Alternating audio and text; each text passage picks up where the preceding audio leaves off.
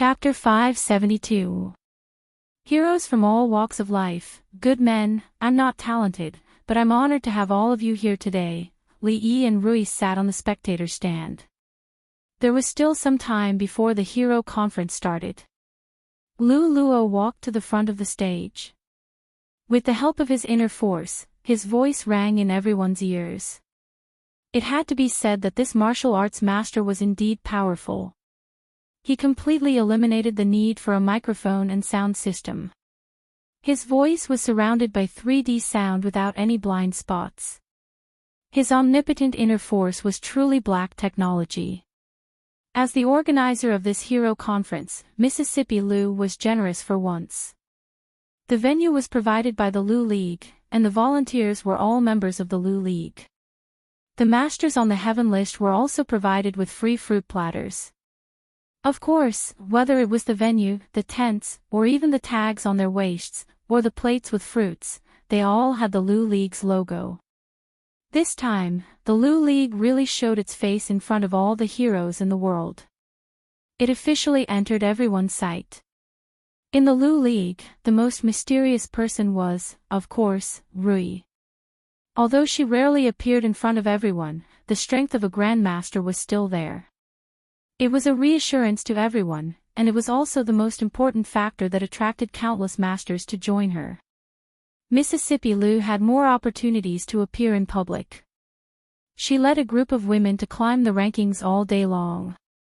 She personally trained a group of female heroes and swordsmen who were not inferior to men. As for the overall management and the matters of appearing in public, it was all handed over to Lu Luo. Li Yi himself did not expect that the man that he had accidentally saved in Qing and Prefecture was also a martial arts master.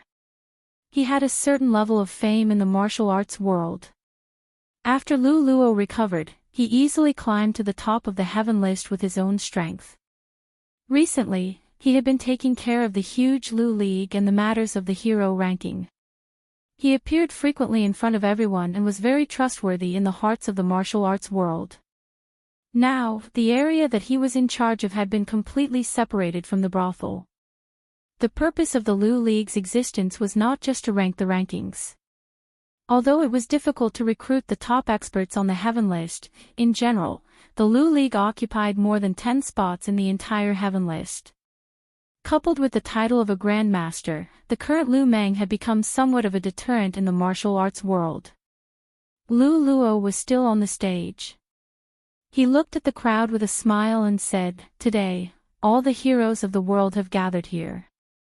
This is a rare event in the martial arts world for hundreds of years. Although the martial arts world is vast, it has been like a plate of loose sand for the past hundreds of years. It has been chaotic and difficult to unite. Today, at the request of the martial arts world, we are holding a heroes' assembly here to elect the leader of the martial arts world. Since it was a martial arts competition and not a fight to the death, friendship came first and competition came second. Naturally, they couldn't go all out right from the start. They had to at least do enough foreplay.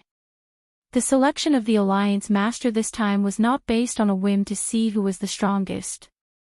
The people did not call him the Alliance Master for nothing. As the Alliance Master, he had to fight for the welfare of the entire world of martial artists. He had to uphold justice and get rid of evil. He had to be concerned about the lonely old swordsmen's retired lives. He had to attack the evil forces in the world of martial artists and lead everyone towards socialism. As soon as Lu Luo finished speaking, someone below immediately spoke up. "What else is there to choose? I think Master Liu is very suitable. Why don't you be the alliance leader? I think Senior Chen is the most qualified. In my opinion, the position of the Alliance Master should be chosen between the two heroines Lu. Don't you think so?" Everyone, quiet, quiet. Seeing the commotion below, Lu Luo raised his hand and gestured for the crowd to calm down. He said, "Since you are the Alliance Master of the martial arts world, you naturally have to be able to convince the masses with your martial arts. Otherwise, this heroes' assembly will be meaningless." Today's competition is for everyone to learn from each other. Don't overdo it.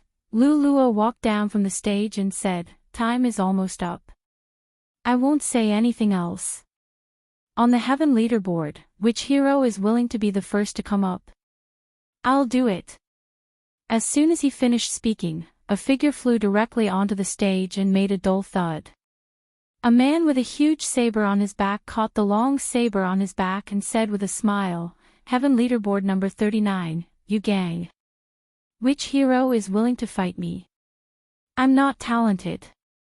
I'd like to seek advice from Brother Yu." A young man dressed in a green robe lightly tapped the ground with the tip of his foot and floated onto the stage. He held his sword with both hands and bowed to the man. "Excuse me." After the two of them greeted each other, the young man smiled and unsheathed his long sword. Suddenly, a shadow of a sword appeared in front of him. "Good move." The big man shouted loudly. He swung his heavy and huge saber, leaving after images. He moved forward with an unstoppable force, as if he wanted to break the shadow of the sword with one strike. The cheers from below continued. Even though they had seen battles that were more thrilling and exciting than this one many times in the past few months, the significance of this one was extraordinary. The battle for the leader of the martial arts circle had not been seen in the Jianghu for hundreds of years. The battles today would definitely be remembered by the people. Such an expert is only ranked number 39. Li Yi was slightly stunned as he watched from below. He turned his head to look at Rui and then at Mississippi Liu. In his heart, his understanding of their abilities increased by a few levels. Luo explained in a low voice, "The hero ranking now truly encompasses the entire martial arts world. It is far from what it was in Qing and Prefecture." On the other side of the grandstand, the middle-aged Taoist nun stood with her hands behind her back. Behind her stood two men in purple, and beside her was a young man. They looked at the stage with disdain. Feeling the powerful auras coming from here, the middle-aged Taoist nun's eyes flashed with a strange light. She tilted her head slightly to look in a certain direction. The woman was talking to the young man beside her called Li Yi. After a moment, she moved her gaze away, but the horsetail whisk in her hand slightly tightened. Suddenly, as if she felt something, she raised her head to look in a direction opposite her. There was a hubbub of voices there. Everyone was nervously watching the battle on the stage. After looking a few more times, they withdrew their gazes. At that moment, behind the hubbub of voices, the slovenly old man fiercely bit into the chicken drumstick in his hand. His expression was extremely gloomy. "Damned Taoist nun," he said hatefully as he threw away the chicken bone. For many people, this battle for the position of alliance leader was just a participation. After all, those at the bottom of the heaven list would not be able to emerge victorious against so many people. However, this arena was a chance for them. A chance to spar with experts of the same realm, a chance to make a name for themselves. All the people in the arena were famous masters in the martial arts world. There were people around to record the process of the battle. After the battle ended, such a battle would be spread out in the form of words, and their names would also be known by more people. In a battle between experts, the slightest mistake could lead to a huge loss. The man with the long blade on his back was quickly swept out by the young man with superb swordsmanship. The young man did not last long before he was replaced by someone else. True experts knew how to preserve their strength. Thus, those at the top of the heaven list did not make their moves early. Most of the people in the arena were ranked at the bottom, so there would not be a situation where someone was swept away. In just a short half an hour, Li Yi felt that his horizons were broadened. All kinds of magical moves and weapons emerged one after another. Although he was only considered half an expert, he could tell that a few of the battles were really exciting. It was much more exciting than watching a show at a brothel. The further the battle went, the stronger the strength of the people who made their moves. When an expert in the top 30 of the heaven list finally went up to the stage, Li Yi saw Yang Liuqing walk out from behind Mississippi Lu and float up to the stage. She looked at the man in purple opposite her and said, "Yang Liuqing, please advise me." Chapter 573. Miss Yang has progressed rapidly and is now ranked 27th on the heaven roll. The purple-clothed man she fought is ranked 25th on the heaven roll. The two of them fought before and Miss Yang lost in one move. It's a pity. Yang Liuqing's moves were quite beautiful, resembling the second young mistress of Lu family. She also used a sword. Lu Luo explained from the side. Li Yi himself could not tell who was stronger between the two. They were exchanging blows, and it seemed like the difference in strength was not that big. Second Miss Lu loved her only apprentice very much. Although they were about the same age, she usually put on airs as a master. She always looked cold and cool. She was the number one in the world. Except for Rui, she didn't care about anyone else. Of course, Li Yi already knew that she was cold on the outside but warm on the inside. She was dedicated to teaching her disciple. She slept with Xiao Huan at night and wore pink undergarments.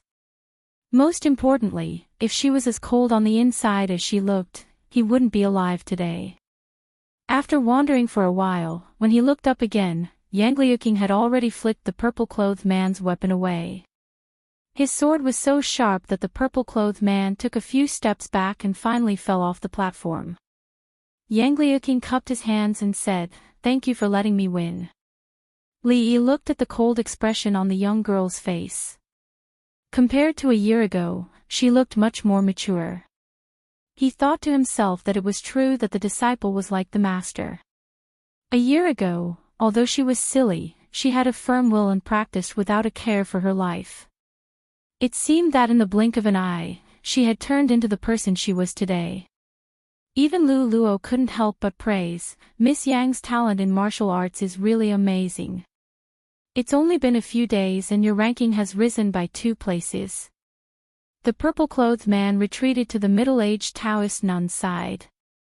Li Yi saw the young man beside Taoist nun say a few words to her and went straight up the platform. He looked at Yang Liuqing and cupped his hands. "I am Fong Yu. Please enlighten me, miss." Seeing that this young man was at most the same age as him, but he was actually able to enter the heaven roll, and from the looks of it, he was even slightly higher up. Li Yi could not help but feel a blow in his heart. As if sensing his emotions, Rui squeezed his hand. Li Yi turned back to look at her, and the next moment, he couldn't help laughing. He had only been in this world for slightly more than a year, and he had been practicing martial arts for 3 days and 2 days. Wasn't it looking for trouble to compete with others in martial arts? Besides, no matter how powerful they were they as powerful as Rui? Were they as powerful as Rui? They were so skinny that a gust of wind could blow them over. Fong could probably kill them with one punch. On the other side of the stage, the young man was holding a folding fan made of an unknown material. It was not damaged in the slightest when the sword slashed at it. With just this fan, he was able to completely suppress Yang Liuqing. Clearly, there was still a gap between the two of them. Bah, holding a broken fan and pretending to be a Mongolian prince. This pretty boy is actually stronger than Miss Qing. Someone in the audience curled his lips in disdain. It was obvious that he had already memorized the plot of the hero assembly in the Return of the Condor Heroes. As soon as he finished speaking, the young man's fan flew out of the stage. Yang Liuqing's sword was placed on the young man's neck, and after a moment, he pulled it back and said, "Thank you for letting me win." Even when he got off the stage, the young man's face still had a look of disbelief. "Protector, that woman's martial arts are strange." The purple-clothed man who had just been defeated looked at the stage and said. A trace of annoyance appeared on the young man's face. He was extremely puzzled by the strange martial arts that she had suddenly used. He turned his head and asked the middle-aged Taoist nun, "Aunt, what kind of martial arts does that woman's martial arts actually belong to?" The middle-aged Taoist nun muttered to herself for a moment and said, "The martial arts that she has learned are heterogeneous." Just now, most of the martial arts that she used were from the Liu family. More than 20 years ago, Liu Qing relied on this to stand alone in Jianghu and consecutively defeated 2 famous grandmasters. He is publicly recognized as the #1 expert in the world of Jianghu. Although the martial arts that this woman used are also from the Liu family, her inner strength is too weak. Compared to Liu Qing, it is still far from being able to compare. As for the move that you used to lose just now, I couldn't see the technique. Who is Liu Qing? The young man was stunned when he heard this. He could hear that when his aunt said this name, there was an indescribable fear in her voice. But why had he never heard of such an expert? When he disappeared from Jianghu, you weren't even born yet. The Taoist nun said. Her gaze shifted back to the stage and she didn't say anything else. On the other side, the sloppy old man looked at the young woman on the stage with a face full of suspicion. The Liu family. What is her relationship with Liu Qing? He looked at the stage again and his eyes immediately widened. Cloud-piercing sword. How does she know the move that old man Yang Wanli is famous for? Yang Liuqing, Yang Wanli. The sloppy old man muttered these 2 names. When he looked at the stage again, his gaze suddenly changed. Could it be that she is? Yang Liuqing came down from the stage and walked in front of Mississippi Liu. She lowered her head and said, "Master, I'm sorry. I lost." Li Yi waved his hand and said, "That's enough. You even defeated the 23rd on the heaven roll. It's not like you've never lost before. It's not like your master hasn't lost before. After the match, just watch from below." In the end, Yang Liuqing still lost in the 3rd round. The expert who entered the top 20 on the heaven roll easily defeated her. There was still a big gap between her and the true experts on the heaven roll. Mississippi Liu glanced at him but didn't say anything. There were many surprises in the subsequent matches. For example, an expert in the top 20 on the heaven roll was defeated by a newcomer who barely made it on the list. At this point, no one would hide their strength anymore. In every match, no matter how fast or slow it was, there would always be one person who was eliminated. When an expert in the top 10 swept away several experts, no one else went up to the stage easily. The people on the stage shouted twice, but no one went up to the stage. Mississippi Liu took a step forward but was pulled back by Li Yi. "What's the hurry? Taoist nun hasn't gone up yet. It's too early to go up now." Li Yi looked around and asked, "Where's second granduncle? Did he oversleep? Should I get someone to wake him up?" As soon as he finished speaking, he heard a soft sound. It was obviously the sound of someone landing on the stage. Li Yi turned his head and saw a Taoist nun standing on the stage, holding a horsetail whisk in her hand. There was a moment of silence, and then it immediately became noisy. "I know her. When this Taoist nun was in Qing and Prefecture, she defeated an expert ranked 11th on the heaven roll with one move. Although the person ranked 11th back then can't be compared to now, it still shows that this Taoist nun definitely has terrifying strength. So what? Although Senior Feng is ranked 8th on the heaven roll, it's not difficult for him to defeat the person ranked 11th back then. Sigh, you guys didn't see what happened that day with your own eyes. Anyway, Hero Feng is in danger this time." The man on the stage was not disturbed by the people below. He cupped his fist slightly and said, "Feng Lang, please advise me. Make your move." Taoist nun had no intention of introducing herself and said calmly. The man named Feng Lang frowned slightly, but his expression quickly calmed down. He cupped his sword and said, "Thank you for letting me win." As soon as he finished speaking, the sword flashed. The middle-aged Taoist nun waved her hand and the horsetail whisk wrapped around the man's hand. In the next moment, his sword flew out. In the next moment, he was sent flying. Feng Lang landed below the stage and took a few steps back to dissipate the huge force. He raised his head abruptly and looked up with a solemn gaze. A Grand Master. A Grand Master. The crowd watching the battle below suddenly fell silent. They had originally thought that there was only one Grand Master on the heaven roll. If Heroine Liu, who had never made a move, wanted to fight for the position of alliance leader, no one would be able to defeat her. But now, before she even made a move, another Grandmaster had appeared. What was there left for them to play? Feng Lang, who was ranked 8th on the heaven roll, did not even have the strength to fight back. If this was not a Grandmaster, what was it?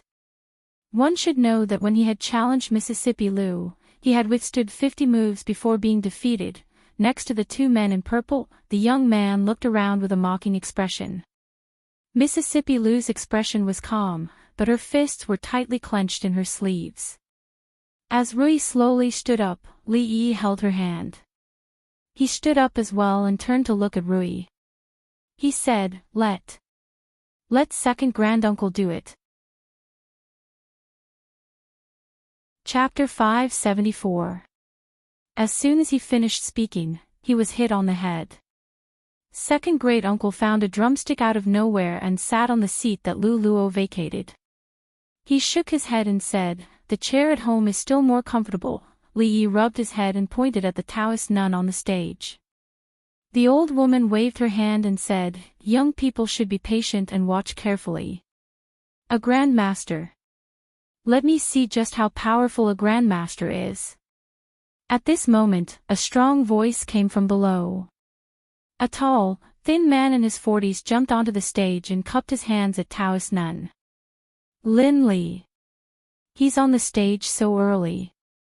If there's no Grand Master participating, he has a high chance of winning the position of alliance leader. I don't know if this Taoist nun is a Grand Master. If she's really at that level, even Hero Lin has no chance of winning. The gap between a top-notch expert and a Grandmaster seems to be only a thin line, but in fact, it's a whole different world. It's even bigger than the gap between the 5 masters and the first-rate experts as described in the Legend of Condor Shooting. Listening to the discussions around him, Li Yi turned to look at Lu Luo. Before he could speak, Lu Luo explained, the person on the stage is called Lin Li. He's the most powerful dark horse in the past few months. In more than 10 matches, he hasn't lost a single one except by the hands of second Mississippi. He's currently ranked 3rd on the heaven list. Li Yi looked at the stage. If he was ranked 3rd on the heaven list, he shouldn't be too far away from Mississippi Liu. If he was still defeated by this Taoist nun, even if Mississippi Liu went on the stage, it wouldn't make much of a difference. Excuse me. After all, the scene just now was a little shocking. Lin Li naturally wouldn't underestimate her. After cupping his hands in greeting, he suddenly stomped his feet and dashed toward the opposite side. Taoist nun's expression didn't change. She looked at the rapidly approaching figure, not even the slightest change in her eyes. However, when he was about to get close, the horsetail whisk in his hand finally moved. At this moment, there was not the slightest noise below the stage. Everyone held their breaths in rapt attention, fearing that they would miss a single detail. They did not even blink. Lin Li, who was ranked 3rd on the heaven leaderboard, made every move that he made was extremely fierce and full of killing intent. On the other hand, Taoist nun looked like she was taking a leisurely stroll in the park. She would occasionally wave the horsetail whisk in her hand and easily dissolve his killer moves. At this point, everyone didn't doubt her cultivation realm in the slightest. Li Yi easily caught the hint of annoyance on Mississippi Liu's face. It made sense. They were both women, but this Taoist nun was too much of a blow. However, Mississippi Liu was young after all. When she reached the age of Taoist nun, she might not be able to beat her, but she would definitely be prettier than her.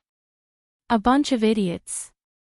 The young man beside the two purple-clothed men curled his lips and muttered disdainfully. The Holy Religion was determined to win the position of the leader of the Woolene Alliance. And had been planning for at least half a year, so how could she let others interfere? The crowd cried out in surprise at the next moment.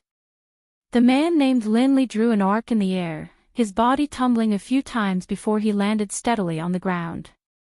A hint of admiration appeared on his face. He cupped his hands and said, "Thank you for showing mercy, Senior." Taoist Nun glanced at him, put away her horsetail whisk, and said calmly, "Who else?" There was silence below the stage. Even Linley, who was ranked third on the Heaven leaderboard, had been defeated so thoroughly. Who else would dare to go up? In today's arena, perhaps only Heroine Lu, who was also a grandmaster, had the right to stand on the same stage as her. However, Heroine Lu had a calm personality and was not interested in the matters of the Woolene Alliance. She did not seem to have any intention of going up on stage today. At this moment, when everyone looked at Taoist Nun on the stage again, their gazes immediately changed. Being unperturbed and calm, this was the demeanor of a grandmaster. At this moment, a man in purple walked to the front and said, "If no one goes up on stage, the leader of the Woolene Alliance." Rui stood up from her seat.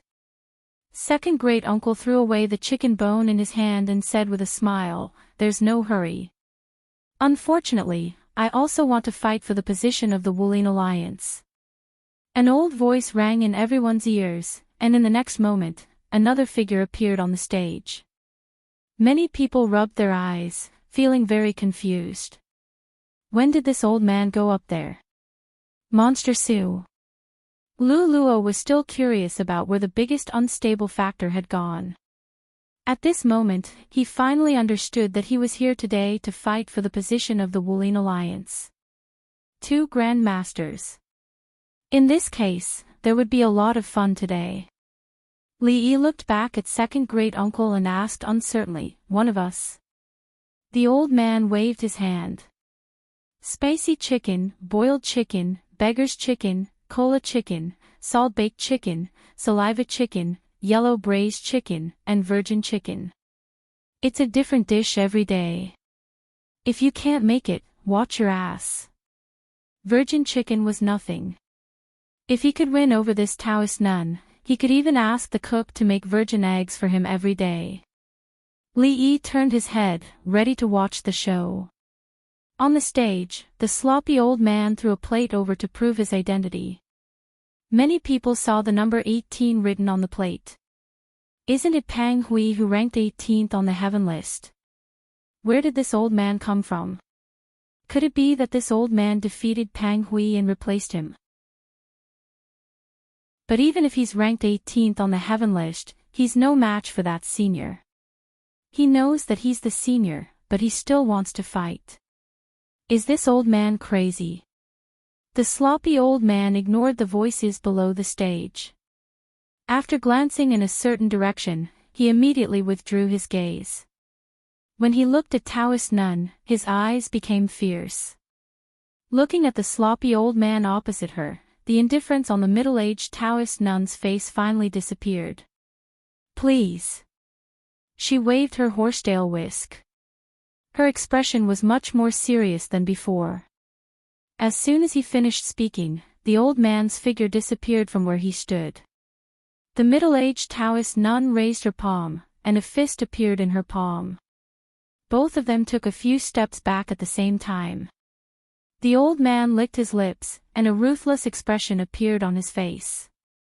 His figure shook again, and several afterimages appeared in the field. This old man, why doesn't he even have a weapon? The voice below the stage stopped abruptly, and the atmosphere became quiet again. With their eyesight, most of them could no longer see the two figures on the stage clearly. It was different from what they had imagined. The reckless old man did not lose immediately, and the Grandmaster Senior was not as calm as before. Only a Grandmaster could fight a Grandmaster to this extent. Two Grandmasters.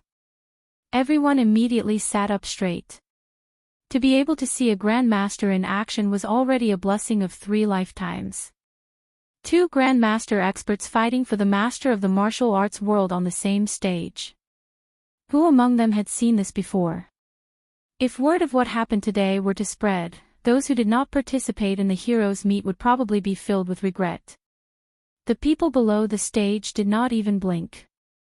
Even though they could not see the process of the two's fight clearly most of the time, they could still tell others about it in the future. They could pat their chests and describe the battle between grandmasters that they had seen. It was truly exquisite and peerless. As expected of grandmaster experts. The 2 of them waved their hands, which contained the heavenly Tao, and fought until the heavens and earth lost their color and the sun and moon lost their light. On the stage, the middle-aged Taoist nun forced the sloppy old man back again. Her expression was calm, but her hands, which were hidden in her sleeves, were trembling slightly. She glanced at the ferocious-looking old man, feeling shocked and doubtful. The grandmaster opposite her was obviously the same as her. He cultivated in martial arts, and it was difficult for him to win with his inner force. Moreover, he was old and his strength was waning. At the same level, he should have more of an advantage in experience. But in the few moves they'd exchanged earlier, Chinchi had actually completely abandoned this advantage, and he'd used his full strength every single time, forcing him to have no choice but to deal with him with his full strength. If he was the slightest bit careless, then he'd probably lose at Chinchi's hands. Under such ferocious attacks, the blood in her body was in turmoil, and she felt extremely uncomfortable. After a while, seeing that the sloppy old man did not change his attacks, the middle-aged Taoist nun swallowed a mouthful of blood without a trace. Her expression gradually darkened. Such a battle would hurt both the opponent and herself. Could it be that the grandmaster opposite her was a lunatic? Then why was the position of the master of the martial arts world so attractive to him? He's already so old, but he's really fighting hard. Even an amateur like Li Yi could tell that the old man was truly fighting with his life. He could not help but sigh. Chapter 575. So this is a battle between grandmasters? As the crowd watched, doubts began to surface in their minds. The fight between 2 grandmasters did not seem to be as exciting as they had imagined. Apart from being faster and having a more violent fighting style, the moves were not that extraordinary. They were even far inferior to those on the heaven list. Just as the crowd was feeling puzzled, someone suddenly said, "Return to simplicity, I understand now. This is a grandmaster, this is a grandmaster." The people who heard this were stunned. After a while, when they looked at the stage again, they could not help but be in awe. Returning to simplicity was a description of a grandmaster in the martial arts world. However, because grandmasters were hard to find, many people did not know what they meant. At this moment, with someone's reminder, it was as if they had been enlightened and had a sudden realization. Abandoning all fancy moves, fists were fists, palms were palms. It seemed ordinary, but it was already the ultimate realm of returning to simplicity. This was a grandmaster, a true grandmaster. When the middle-aged Taoist nun took a few steps back again, a trace of blood seeped from the corner of her mouth. Her lips moved slightly, and within a very small range, a voice could be heard. "If this goes on, both sides will suffer. If you give up the position of alliance leader, I will reward you handsomely." The old man's body froze. The next moment, the middle-aged Taoist nun saw another fist enlarging in front of her eyes. "If you don't want to fight, then admit defeat. Stop talking nonsense." The unkempt old man snorted coldly, but his moves were even fiercer and more violent. The middle-aged Taoist nun saw that he seemed to have gone crazy, but she did not know that he was secretly complaining. If it was not necessary, who would be willing to fight a grandmaster to the death? In this battle, he could not back down at all. If he did, he would die. Even if the old monster spared him, that poison, grandmasters were still human, and they would die if they were poisoned. Taoist Nun finally knew that there was no room for negotiation. However, she knew better than anyone how big the martial arts world was, and how important the title of alliance leader was. With such power and the holy religion, the thing she wanted to do would be shortened by many years. For this, he had endured for decades. How could he give up at the critical moment? She glanced at the sloppy old man and suddenly flicked her sleeves. The horsetail whisk flew out from her hand and sank a few inches into the surrounding pillars. Her clothes fluttered without any wind, as if there was an extremely terrifying aura brewing within her body. Everyone below the stage held their breaths. Those who were slightly weaker, under this aura, all turned pale. When the sloppy old man saw this, his face turned serious. A rare look of seriousness appeared on his face. He clenched his fist and the muscles on one of his arms bulged, causing his sleeves to burst open. At a certain moment, he suddenly took a step to the side and punched the void to the side. With a rumbling sound, wood splinters flew under his feet. The entire arena shook a few times and tilted slightly to one side. Taoist Nun's figure gradually dissipated on the spot and appeared in front of the old man. When everyone's eyes caught this scene, her next palm was already aimed at the old man's chest. Many people in the arena were dumbfounded as they watched the arena tilt to one side. Li Yi was also shocked by the scene in front of him. Damn it, are they sure they're not filming a TV series? Rui said softly, that old man is old and weak after all. They're both gurus, but his strength is slightly inferior to Taoist Nun's. Li Yi tilted his head and looked at second great uncle. Old and weak did not seem to be appropriate to describe an old man like him. At this moment, most of the people were able to tell that the old man was at a disadvantage in the end. Faced with the palm that was aimed at his chest, a trace of ruthlessness appeared on the old man's face. He did not dodge at all and punched at Taoist Nun's face. He doesn't want to live. The expression of the young man next to the purple-robed man changed. This old man's move was clearly a suicidal move. Bang! After a muffled sound, the old man coughed up a mouthful of blood and retreated a few steps. His face instantly turned pale. As for the Taoist nun, although she had injured him, she was also forced back by the punch. Her body arced through the air as she flew backward and landed solidly on the stage. According to the rules of the battle, landing outside the arena was considered a loss.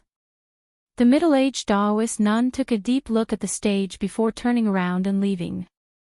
She was willing to risk her life to force herself to step down from the stage. The two purple-robed men and the young man also looked at the arena.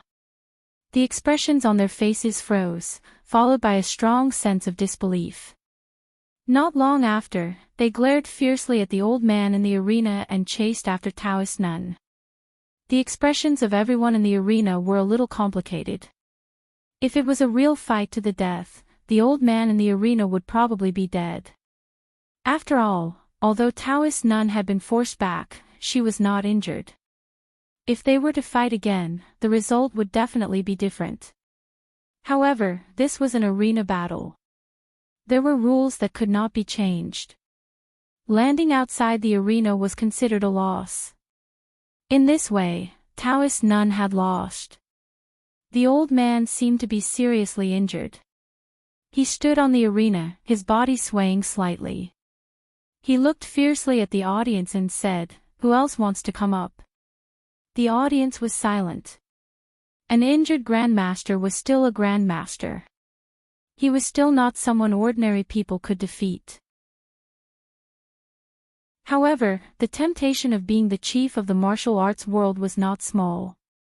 After a moment of silence, someone jumped onto the arena and said, "I'm Chu Feng, ranked 7th on the heaven roll. I'm willing to exchange pointers with the senior." Bang! As soon as he finished speaking, Chu Feng's body flew backward and spat out a few mouthfuls of blood. After landing on the ground, he was motionless.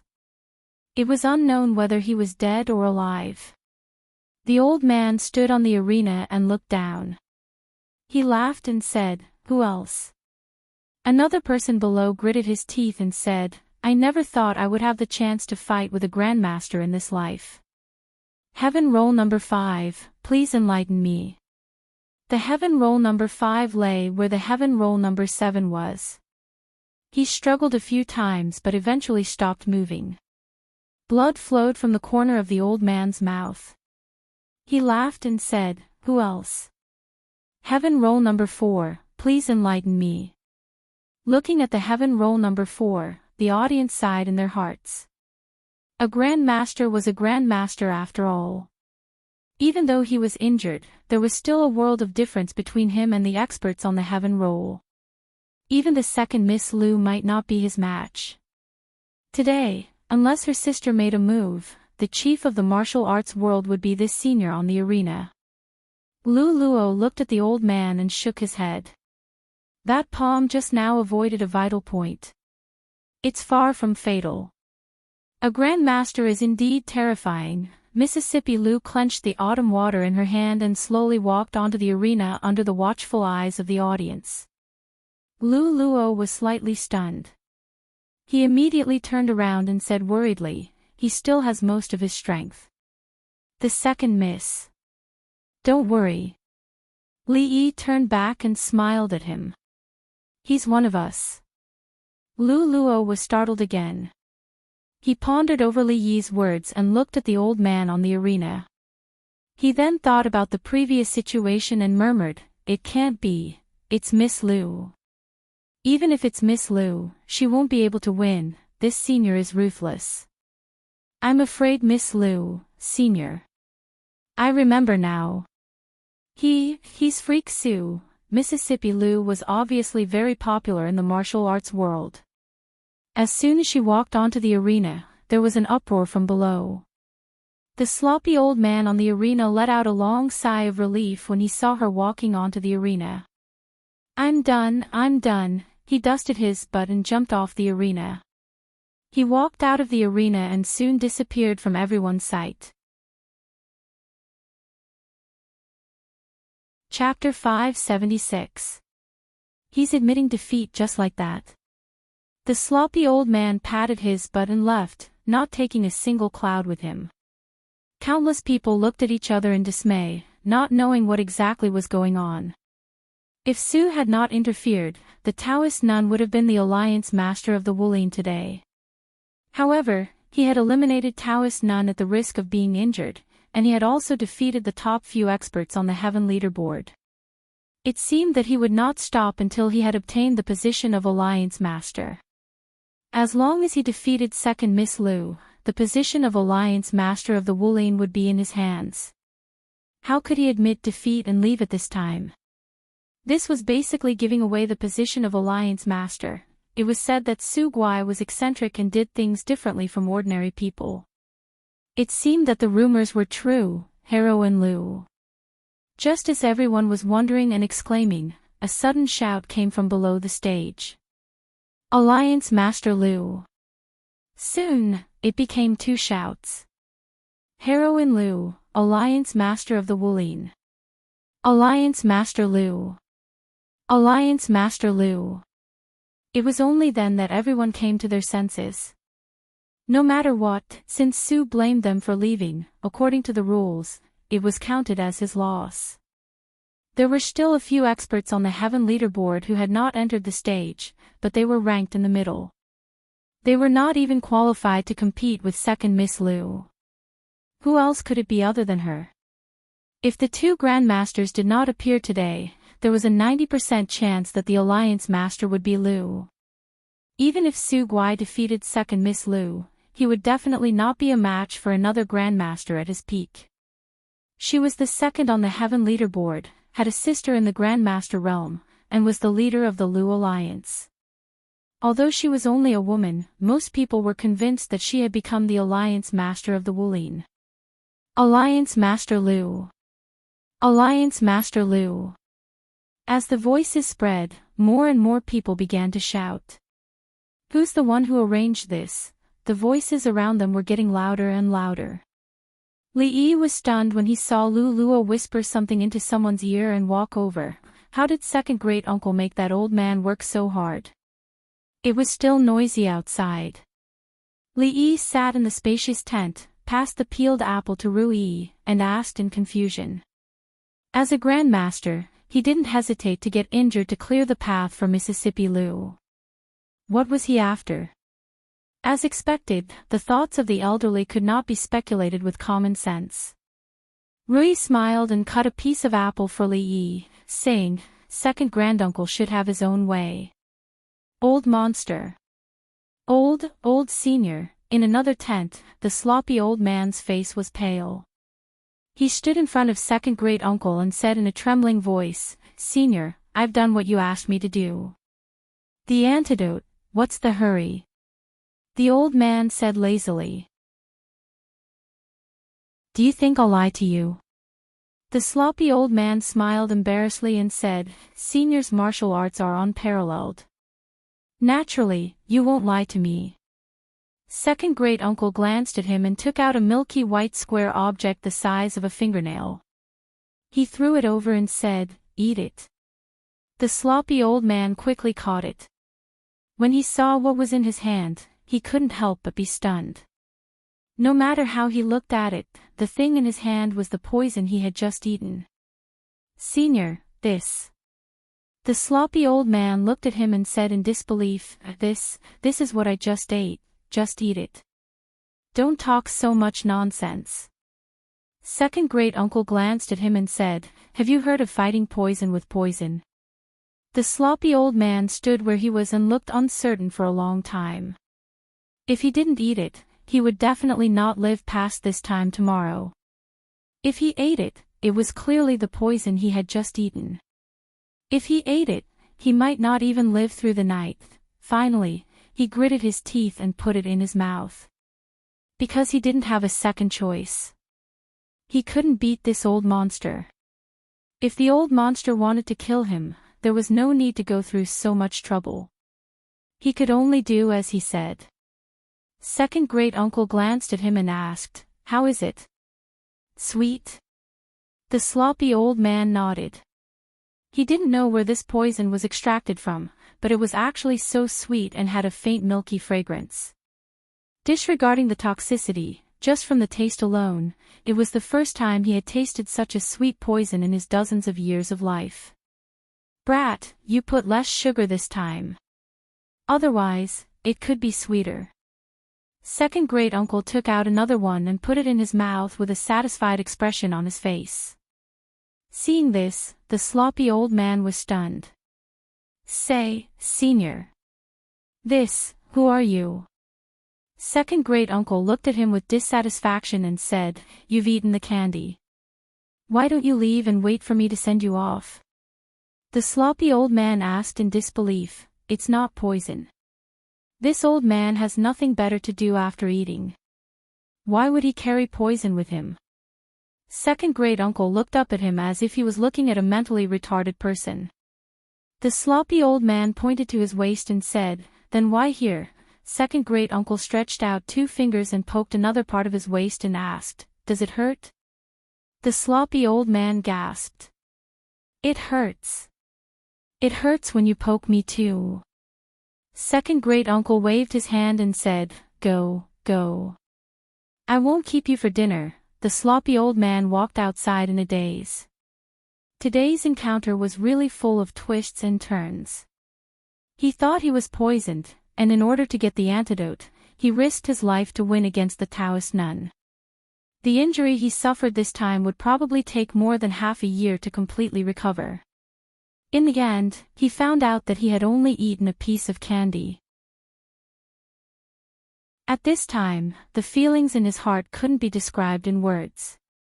When he walked to the door, he seemed to think of something. He suddenly turned around and asked tentatively, "Senior, may I ask, what realm are you in now?" He originally thought that the Supreme Master was the end of martial arts. Until today, he realized that there was always someone better than him. He was just a frog at the bottom of a well. The realm of this old monster was definitely a level that he had never heard of. As a warrior, He had been pursuing the end of martial arts all his life. Although he was depressed today, didn't it also open the door to a new world for him and let him see an unprecedented light? Void breaking. Have you heard of it? Second great-uncle glanced at him and said lightly. The sloppy old man's expression changed greatly.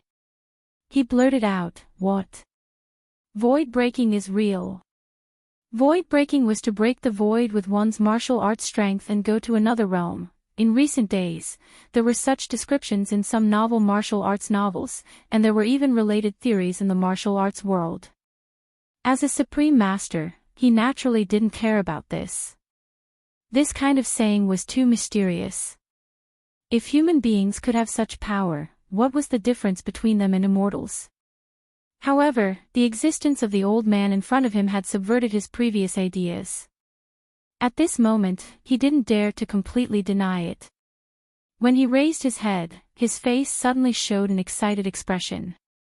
He said, "I wonder if Senior can open my eyes and let me see if I can break the void." Second great-uncle's face turned red. He glared at the sloppy old man and said, "Get out of here."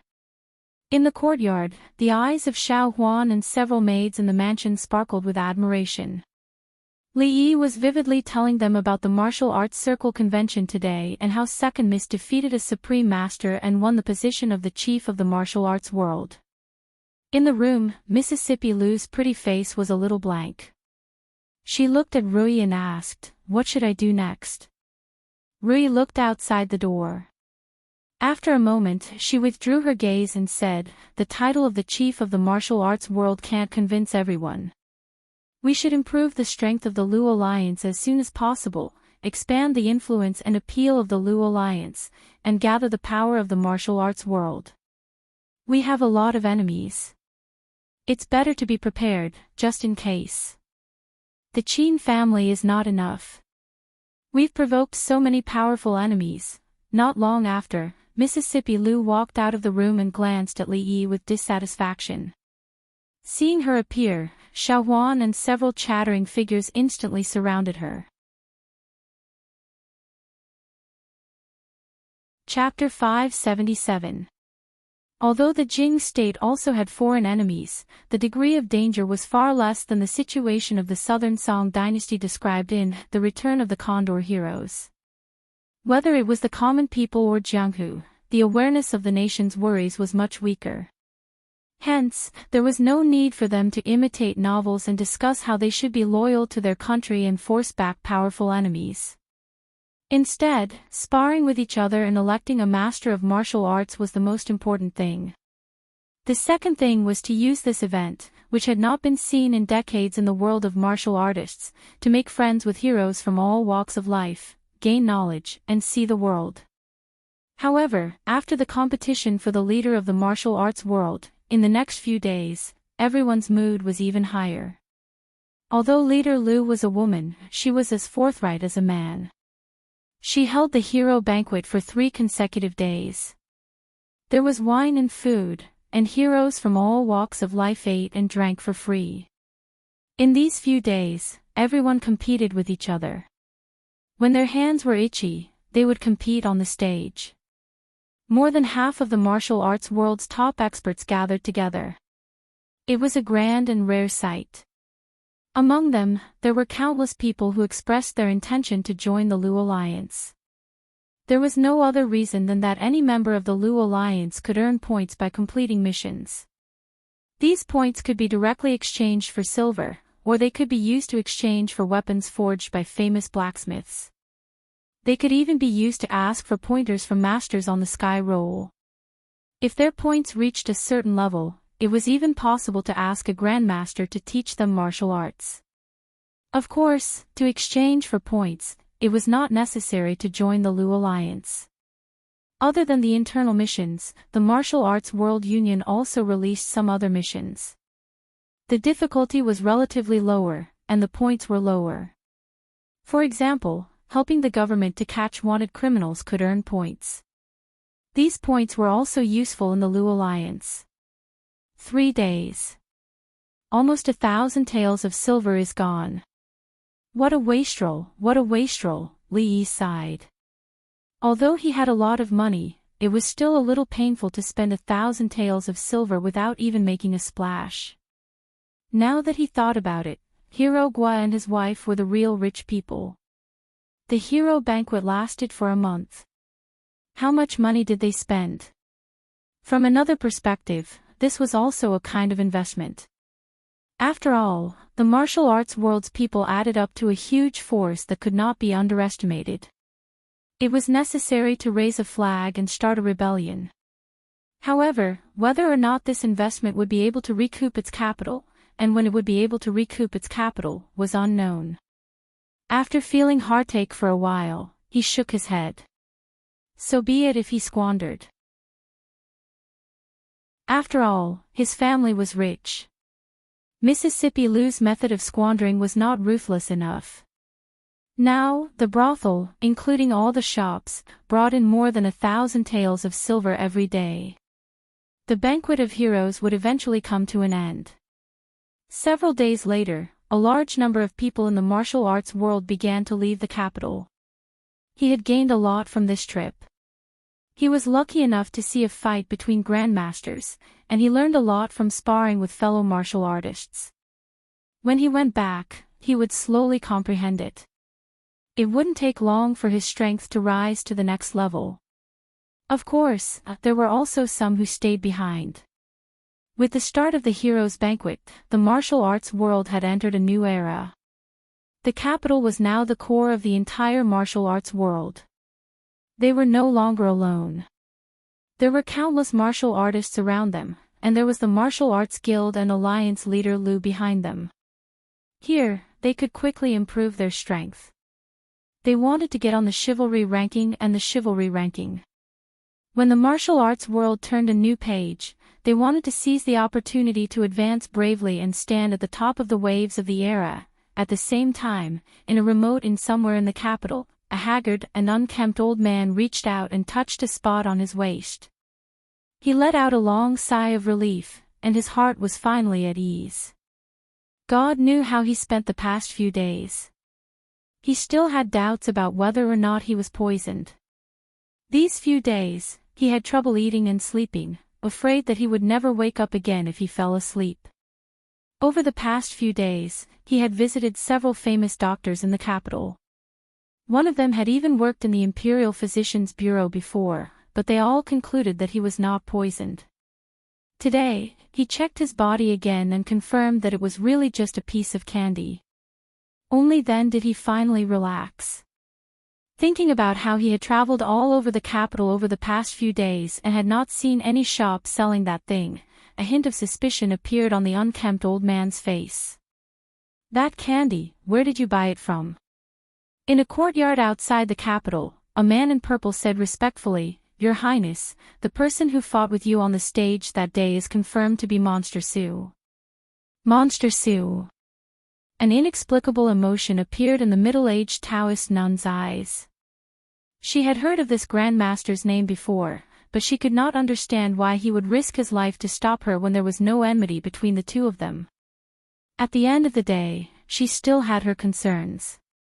Even if she was stronger than Monster Sue, even if she could defeat him, it would not be easy for her.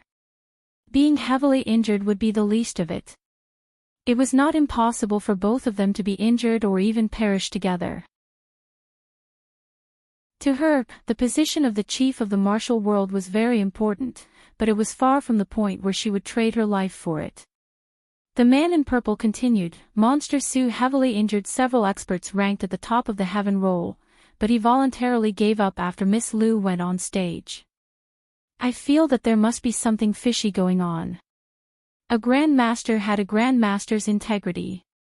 It was impossible for anyone to do something like helping someone else for free. Apart from the royal family, no one could bribe or threaten a grandmaster. The middle-aged Taoist nun was completely puzzled by this matter. The young man next to the man in purple said with an unconvinced expression, Aunt, are we just going to give up the position of the chief of the martial world? The holy religion has been planning for this for a long time. Naturally, we won't give up. The middle-aged Taoist nun said, We'll put this matter aside for now. I'm going to the Qi Kingdom. It'll take at least half a year, or at most a year.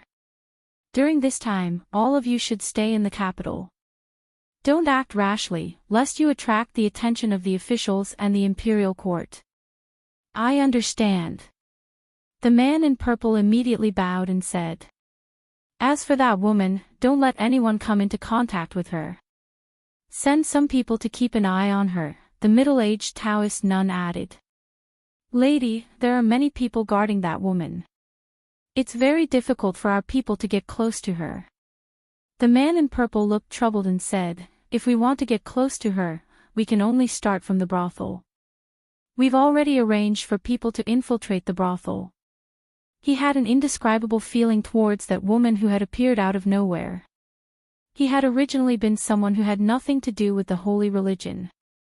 Now, his position in the religion had become more and more important. After he said those words in front of nearly 100 believers, there was no turning back. The middle-aged Taoist nun walked out of the courtyard. The man in purple bowed and said, Farewell, lady, hero assembly. Emperor Jing held a report from the intelligence office in his hand. He frowned and said, What's going on?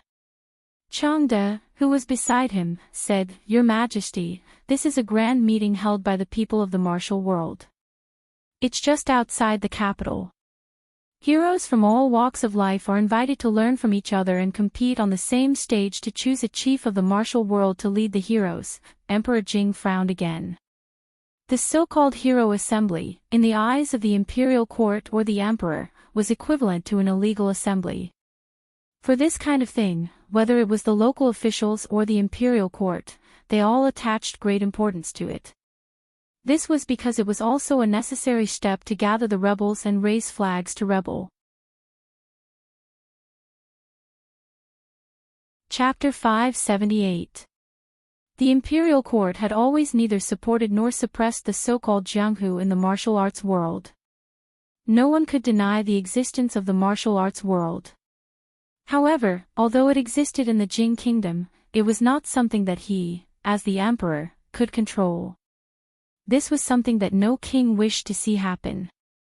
Did they commit crimes and disturb the public security near the capital? Emperor Jing put the booklet aside and asked. The so-called heroes of the martial arts world were, to put it bluntly, bandits. There were many people who bullied the weak. There were many such people on the wanted list of the government. Changde shook his head and said, The Secret Intelligence Division attaches great importance to this matter. There have been no such incidents in the past few days. On the contrary, there have been few cases in and out of the capital these days. This group of martial arts people boast of being chivalrous and righteous. They will help when they encounter injustice. Several wanted suspects of the Ministry of Justice were killed by them. Emperor Jing was startled. He had always heard that the bandits in the martial arts world committed crimes and committed many big crimes. When did they become so kind that they would help the government? Changde explained, there is a chivalry list in the martial arts world. If these people want to be on the list, they have to do more chivalrous things. The local government has a tacit attitude towards this kind of thing. They will even take the initiative to cooperate with them. The public security of some states and counties is indeed much better. Chivalry list. Emperor Jing nodded slightly and said after a moment, the martial arts world is also a great force. If it can be used by the imperial court, it will be of great help. Changde showed a bitter smile and said, Your Majesty, the martial arts world will never be used by the imperial court. Most of them are arrogant and obsessed with martial arts. They are extremely resistant to the government and the imperial court. They will not work for the imperial court directly. Moreover, after the heroes' assembly, those people have dispersed. It is not so easy to gather them again. If they can continue to be like this, it is also a good thing. Emperor Jing pondered for a moment and asked, Is it possible to recruit the leader of the martial arts world? Changde smiled and shook his head as he recalled the information the intelligence division had gathered. With 2 grandmasters participating, it was strange that the position of alliance leader had ended up in the hands of that little girl. Just as he was about to speak, he raised his head and saw Emperor Jing clutching his chest. His breathing was rapid and his expression changed. In a flash, he appeared beside him and hurriedly said, "Your Majesty, Your Majesty." Two eunuchs hurriedly ran out of the hall. Not long after, the imperial physician, Lu Jimin, carried a medicine chest and quickly stepped into the hall of diligent government. "Damn it, why is the winter in the capital so cold? It's at least -10 degrees. Wearing a thick coat, Li Yi stood in the yard, stamping his feet and blowing air into his hands. Xiao Huan, who was standing at the side, also wrapped herself tightly. She wore thick gloves on her hands and tiptoed to help Li Yi brush off the snow on his shoulders. Madam said yesterday that the winter in the capital is very cold. She was afraid that the young master and miss would not be used to it. The servant girl, who had just celebrated her 16th birthday, helped Li Yi straighten his collar and said, "The young master should go back to the house and stay for a while. If you are cold, go back first." Li Yi shook his head. He rubbed his hands a few times and they immediately became warm. This was the second winter he had spent in this world. The winter in Qing and Prefecture was not too bad. Although there was snow, it was not very cold. The winter in Jingdo, on the other hand, was no different from the winter he had experienced in his last life. Holding a delicate wooden knife in his hand, the snow sculpture on the stone table was almost complete. Xiao Huan looked at the snow sculpture on the stone table and the corners of her mouth curled up. There were 4 palm-sized figures in total: eldest miss, second miss, the young master, and her. Although after moving to the capital, there were countless good food and fun things to do, but what she missed the most was still the days in the stockade with the young master and the young miss. The proud Lolita, who had wrapped herself up like a bear, rolled out of the room. Seeing the snow sculpture on the stone table, her large eyes immediately widened. "I want it too, I want it too, I want to be with father and mother. If father sees it, he will definitely be very high." Li Yi rubbed the proud Lolita's little face. She ran away before she finished speaking. Rubbing her face quickly, she picked up a snowball from the side and threw it over. She said angrily, "You wait, I'm going to find Sister Rui." Finishing, she rolled back into the room to complain. Li Yi placed his hand on his face and immediately shivered. When he looked at Xiao Huan, the servant girl broke into a run. He rubbed his hands hard and turned back to look at the snow sculpture on the stone table. He smiled and turned to walk back into the room. It was the winter of the 2nd year of Jinghe, the 23rd of the 12th month, the Little New Year. 2 months had passed since the heroes' assembly. 2 months ago, the old emperor fell ill again. Although his life was not in danger, his body did not seem to be getting better. The morning court session changed from 1 day to 3 days, then 5 days. At this point, the last time the officials attended court was already 7 days ago. The winter weather was cold and the air was dry. It was the season when asthma occurred frequently. The 2nd year of Jinghe was a hot summer that had not been seen in decades. It indicated that this year's winter would be especially cold. This matter was finally confirmed not long ago. In this period of time, Li Yi had entered the palace a few times. The old emperor's body would not collapse in a short period of time. At least, it would not be a problem for him to survive this winter. The earth dragon was burning hot. The inside and outside of the room were 2 different worlds. Little Nian wanted to eat dumplings. Rui was making dumplings. On one side was Mississippi Lu. Xiao Huan sat on the other side to help. Yong Ning was watching from the opposite side.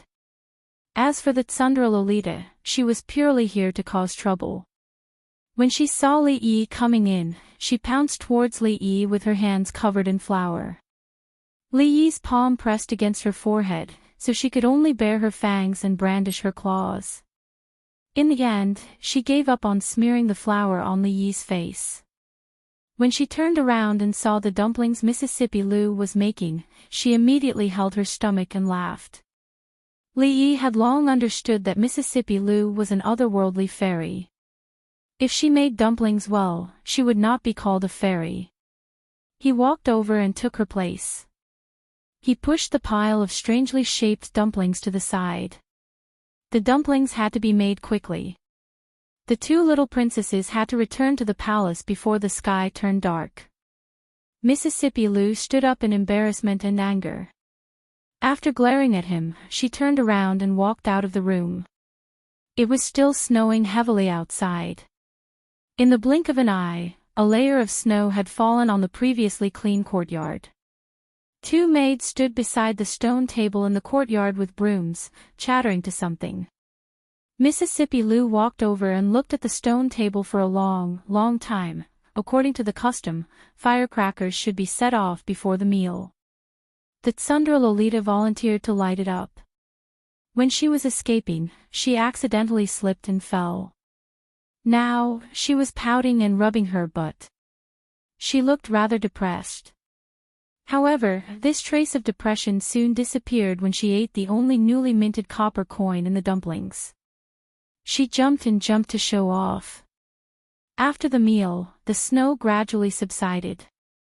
Li Yi sat in the courtyard and thought about something. In a few days, he would officially enter the 3 years of scenery. Everything seemed to be going smoothly, but in fact, there were still many things that had not been resolved. In early spring, the academy would open. At that time, he naturally could not be as leisurely as he was now. A small snowball flew over and hit the back of his head. The cold snowflakes poured into his neck and immediately woke him up. The arrogant laughter of the Tsundra Lolita came from behind him. When Li Yi turned around and walked over, the laughter turned into a scream. Chapter 579. Mister, when do you think father's body will recover? Li Yi was holding a sharp dagger in his hand. He was carving on a crystal-clear block of ice that did not contain any impurities. A miniature version of a proud loli wearing a palace dress had already begun to take shape. The proud Lolita stood at the side and watched for a while. When she saw that Li Yi's ears were red from the cold, she blew on her hands and stood on her tiptoes to cover his ears. Then, she sighed and said. Li Yi turned to look at her and saw that her delicate face was slightly red from the cold wind. She actually looked like a little adult. He smiled and said, soon, when this winter is over. He had talked with the imperial physician Lu Jimin before. The old emperor's body was not at the point of exhaustion yet, but it would definitely not be as long as 3 to 5 years as he had initially expected. The current situation was that the more diligent he was in governing, the sooner he would step into that abyss. The more diligent he was in governing the country, the sooner he would step into that abyss. However, whether it was him or Lu Jimin, they could not change the old emperor's decision in this aspect. Winter is over, a glimmer of light appeared on the proud Lolita's face. She looked at the ice sculpture that was about to take shape and a trace of reluctance appeared on her face. Although the other her would melt after winter, but for the sake of father's recovery, it was better for winter to pass quickly. Li Yi turned back to look. Yongning and Xiao Huan were hiding in the room with only their heads peeking out. The snow in the corner had been swept away.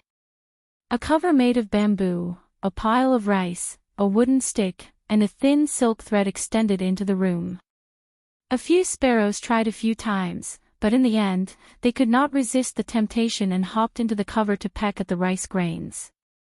Suddenly, the silk thread was tugged, and the elder girl ran out of the house with the younger girl. Yongning's affection for the old emperor was very limited. It was probably not even a tenth of the affection she had for the proud Lolita. This was normal.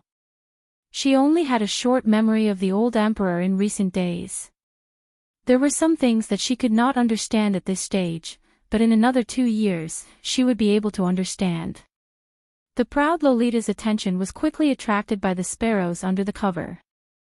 She trotted over and discussed how to take the sparrows out of the cover. Li Yi swept away the ice on the table. He could not fulfill the proud Lolita's request to carve an old emperor. She could do it herself, but if it was someone else, he would have accused her of being disrespectful. The sparrows were caught, but when they were taken out of the cover, they accidentally flew away. The three girls were a little disappointed. Li Yi had to personally help them catch 2 more sparrows. It was not unusual for 2 girls to play this game.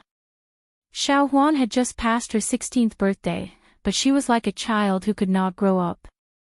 In this kind of environment, her personality would probably not change even after a few years. As the end of the year approached, the incense in the temples near the capital was also at its peak. The old mistress and Rui went to the cold mountain temple. Fang's wife and a few other women also went with them. They gave out vegetarian food and accumulated merit. It would probably be 2 or 3 days before they returned. From today onwards, Fang and the others completely let go of themselves.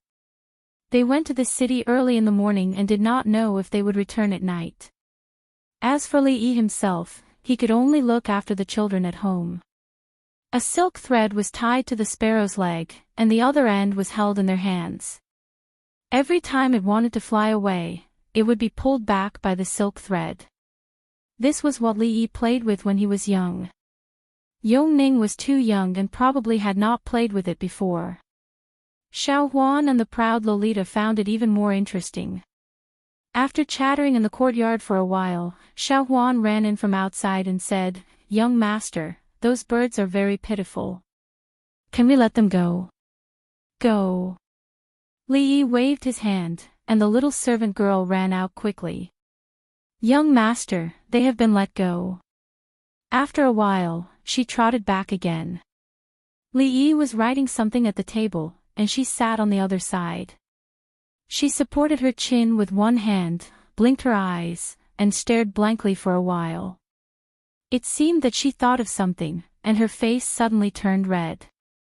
"What are you thinking about?" After a while, even her neck was covered with a layer of pink. Li Yi stretched out his hand and snapped his fingers in front of her eyes. "No, nothing." After the little servant girl woke up with a start, her face was so red that it looked like it was about to drip blood. She lowered her head and ran out quickly.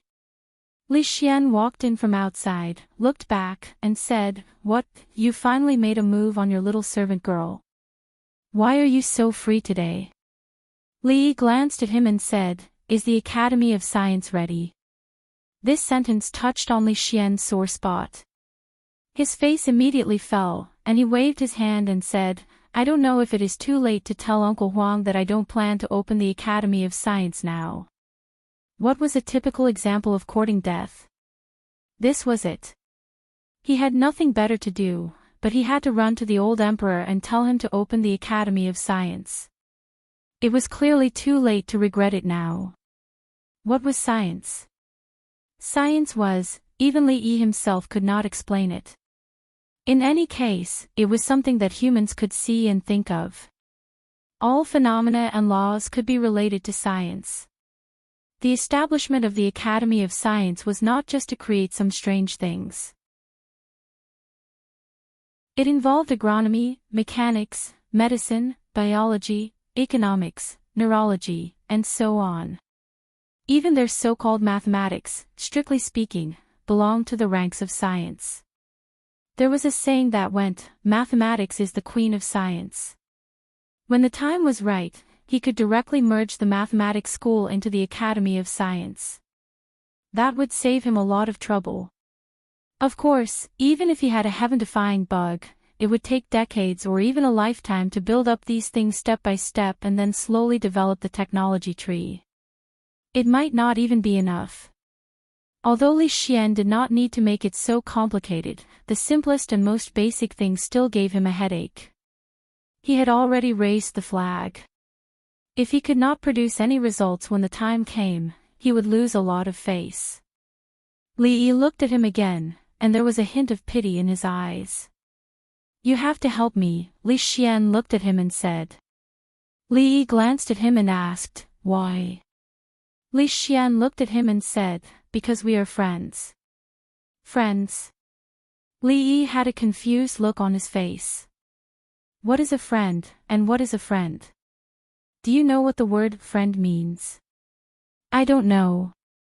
Li Xian shook his head and stood up. He walked out of the door and said, "I originally wanted to introduce a big business to you. Since we are not friends, I will find someone else. Wait." Li Xian turned around and asked, "What else is there?" Li Yi looked at him and said, "I thought about it and I think I should help you." Why? Li Xian raised his eyebrows. Because we are friends, Li Yi looked at him and said seriously. Chapter 580. Xiao Huan came in with tea with a blushing face. After glancing at Li Yi, she quickly left. The little maid was a little off today. He didn't know what she was thinking about. 16 years old should be the rebellious period. To be safe, he had to ask her later. Li Yi thought so. He turned to look at Li Xian and said, "Tell me, what big business is it? Have you heard of the Wang family of Luochuan?" Li Xian looked at him and asked. Li Yi thought carefully and then shook his head. "I haven't heard of the Wang family of Luochuan, but I've heard of the apples of Luochuan." In his impression, Luochuan was the hometown of apples. The apples of Luochuan were beautiful in shape, bright in color, crispy in texture, and delicious in color and aroma. Of course, this Luochuan was not the same Luochuan. He just didn't know what the Wang family of Luochuan was. Did they start by selling apples? Li Xian rubbed the space between his eyebrows and said, "The Wang family of Luochuan is the family of the princess." Is it that Wang family? Li Yi looked at him and asked. Yes, it's that Wang family, Li Xian nodded and said. Li Yi naturally knew about the Wang family that the heir's consort belonged to. However, no one had ever mentioned the Wang family and apple to him. What did it have to do with Luochuan? Generally speaking, if a family had the title of a certain county in front of it, it was really impressive. Just like the Cui family, they had extremely high prestige among the people and scholars. Their strength was not obvious, and there were no soldiers in the family, but they had great influence. In their own land, they were like local tyrants. With a little instigation, the old Li family's world would be in chaos, and even the royal family had to give them face. Naturally, Li Yi had heard of this Wang family. It was originally a family similar to the 5 surnames and 7 glances of the Sui and Tang dynasties. Although it was not completely destroyed in the course of history, after more than 100 years of changes in the situation, its current strength was much weaker than those aristocratic families in his previous life. However, it should not be underestimated. The Wang family was a relatively different existence among these families. There was only one reason: they were rich. Although opportunistic merchants were looked down upon by the upper class, they would be fools if they didn't earn money when there was money in front of them. Even noble families had to make a living, right? Besides, filling their stomachs wasn't the only thing they pursued. On the surface, they looked down on merchants, but they had plenty of ways to earn money in the dark. But among these major clans, only the Wang family was able to do business openly and to such an extent. No one knew how much money the Wang family had. They only knew that the Wang family had shops in almost all the states and counties of the Jing kingdom. They owned the largest chamber of commerce in the Jing kingdom. They were the kind of people who could kill a lot of self-proclaimed rich merchants with just a few taels of silver. Even though the Li family was not short of money now, it was still far from being comparable to such a giant. If you have money, you have to keep a low profile. This law was not suitable for future generations, but it was applicable here. This one, no, a big fat sheep, would attract attention wherever it went. The country needed money to run, and so did revolts. With the Wang family's money, there would be an economic foundation, and then it would be easier to carry out the construction of the upper class. Of course, no matter if one wanted to rebel or to rule the country, one could not rob openly. That would not win the hearts of the people. Moreover, the Wang family was not a pushover. In addition, the Wang family had always cozied up to the royal family. When the country was in trouble, they would be the first to take the lead in donating money, actively exert their family's influence, and help implement the various new decrees of the imperial court within their sphere of influence. They were simply the role model of aristocratic families and the firmest ally of the old emperor. This was also the main reason why the king of Shu always wanted to get on the good side of the Wang family. The marriage between the big families was not a matter of the younger generation and the younger generation liking each other. They had to consider more political factors. The marriage meant taking sides. If the king of Shu married the daughter of the Wang family, it meant that the Wang family was already standing behind the king of Shu. With the Cui family and the Wang family as the leaders, the position of the Eastern Palace could not be more stable. Speaking of which, the king of Shu had the backing of the royal family and the Cui family. A marriage alliance with the Wang family could be said to be a well-matched match. Unfortunately, the peach that he had been picking for a long time had been snatched away by someone. The king of Shu's dream of winning over the Wang family was shattered, and from then on, he regarded Li Xian as a thorn in his side. Li Yi glanced at Li Xian. Until now, he still could not figure out what the Wang family saw in this guy. The Wang family was, after all, an aristocratic family. Logically speaking, their vision should not be bad. However, it had to be said that the father of the crown princess was really not good at picking a son-in-law. Your father-in-law asked you to come. Li Yi looked at him and asked. A trace of awkwardness appeared on Li Xian's face. He said, the liquor, soap, and perfume business has taken over the capital in the past year. However, we do not have the manpower and financial resources to expand to other areas. This time, the Wang family wants to seek cooperation. 2 days ago, my father-in-law personally came to the crown prince's residence. The awkwardness on Li Xian's face deepened. At certain times, he was still a little thin-skinned, especially when he had something to ask of someone. It was difficult for him to speak up. Li Yi roughly understood what he meant. It was nothing more than the Wang family also taking a fancy to this big piece of cake and wanted a piece of it. The profits were huge. Although the Wang family now had countless shops in various industries, the majority of the profits were still in these few businesses. With such a big business, how could the Wang family not have this kind of vision? It was not surprising that they had taken a fancy to these few businesses. Of course, for both parties, this was indeed a win-win situation. Because of the lack of manpower, material, and financial resources, the business that Li Yi, Li Xian, and Her Royal Highness could only occupy the capital's market at most. And although the Wang family was capable, they lacked the core technology. This was the most crucial point. Without Li Yi's consent, they could not intervene at all. Cooperating with the Wang family would expand the market.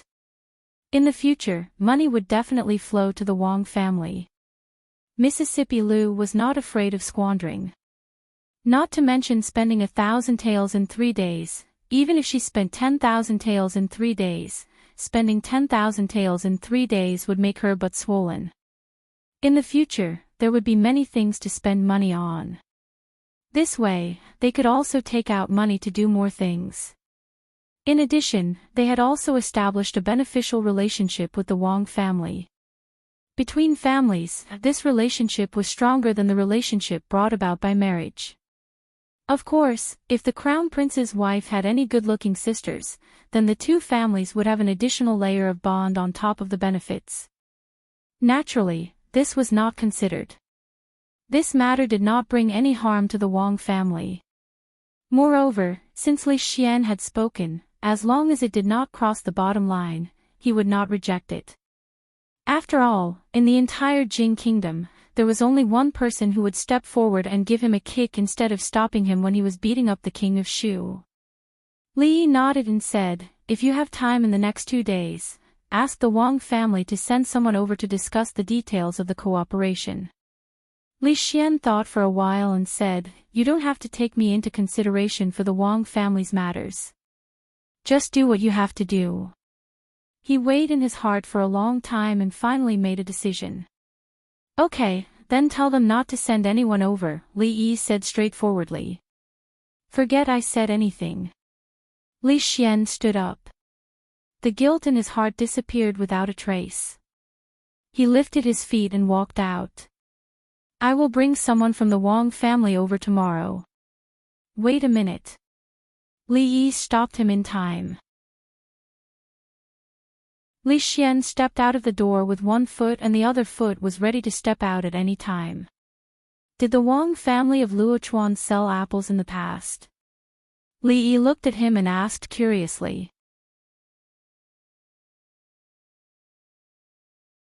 Chapter 581. The Wang family had never sold apples, which made Li Yi feel a little disappointed. When he realized that Li Xian had never mentioned the Academy of Sciences from beginning to end, this disappointment expanded a little. What a silly and naive child he used to be. Now he actually knew so many twists and turns. It was clearly a matter of asking for help, but in the end, it turned out that he owed him. Li Yi felt that his IQ had dropped a little recently, and he needed to eat more walnuts to make up for it.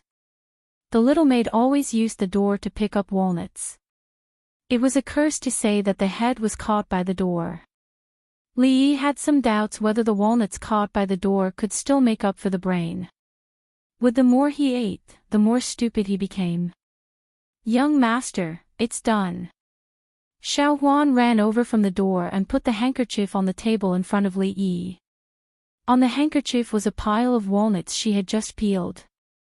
Li Yi fed her one first, then looked at her and asked, "Xiao Huan, have you been hiding something from the young master recently?" "No." The little maid looked up at him and said, "Xiao Huan has nothing to hide from the young master." Li Yi asked again, "Then tell me, what did the young lady say to you yesterday?" The little maid was stunned for a moment, then her little face turned red. She lowered her head and rubbed the corner of her clothes. She whispered, "No, nothing," lowering her head, blushing, rubbing the corner of her clothes.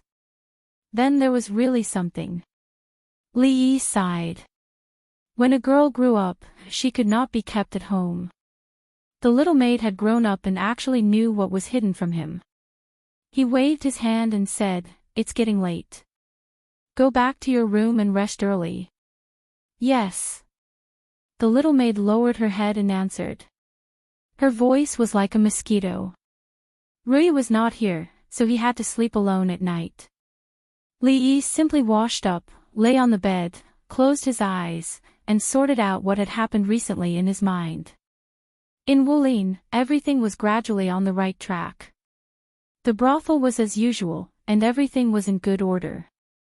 New underwear began to go out of the brothel. Although it had not been fully accepted, the current sales volume could be regarded as hot. The deterioration of the old emperor's health was somewhat out of his expectations. This caused some of his arrangements and preparations to appear a little rushed.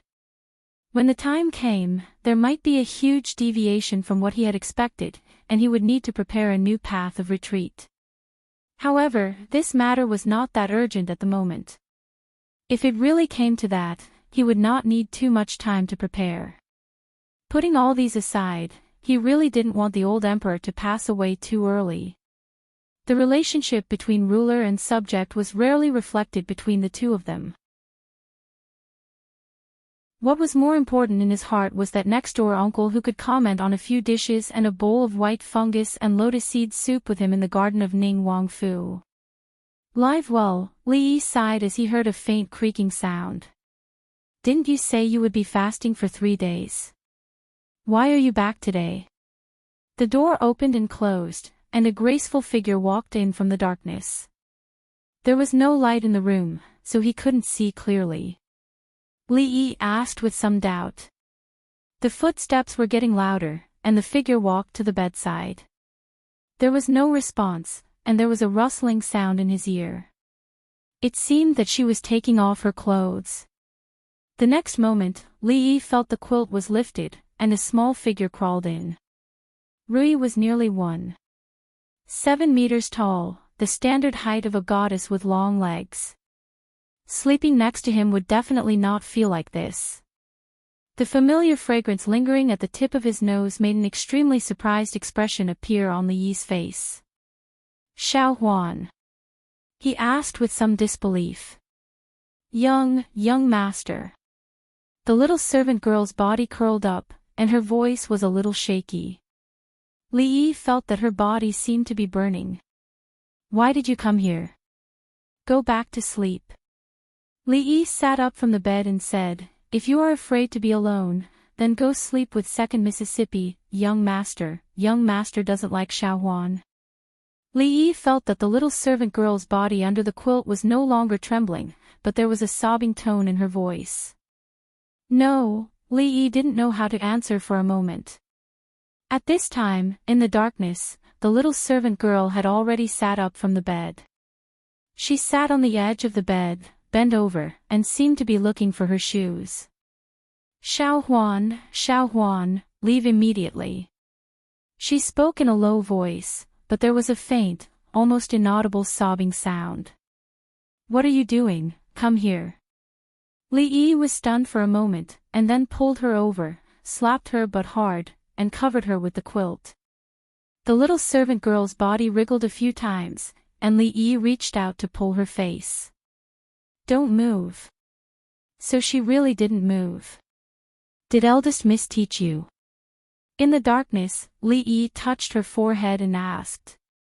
No, it was Xiao Huan herself." She stopped sobbing, and rubbed her butt. Her voice was as soft as a mosquito. "Young master, Xiao Huan is already 16 years old." Li Yi rubbed her head and said, 16 years old, still too young." The little servant girl stuck out her chest under the quilt, and said in a small voice, "Not young anymore." There was only one quilt, and the two of them were squeezed face to face. The distance that Li Yi deliberately kept disappeared after she stuck out her chest. "Don't move." Li Yi's body stiffened, and he said in a low voice. "Oh." The little servant girl said in a low voice. After a while, she suddenly said, "Young master, what is it?" "There seems to be something under the quilt." "Don't move."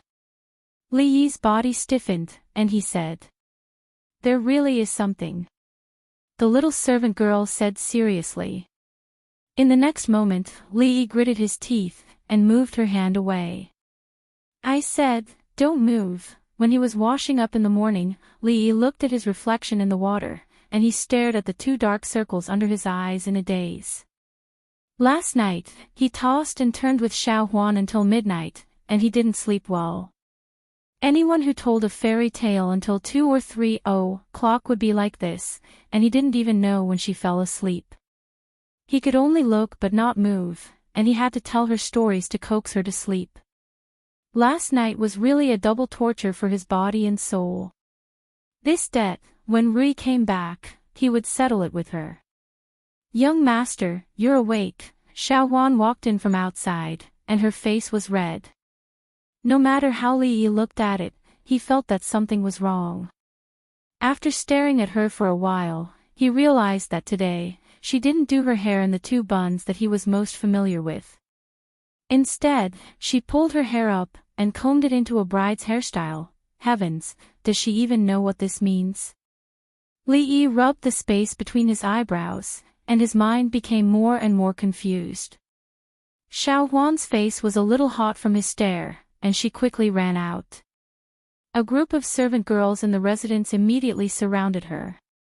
When Mississippi Lu passed by the door, she looked at him a few more times, and Li Yi felt that she was laughing at him.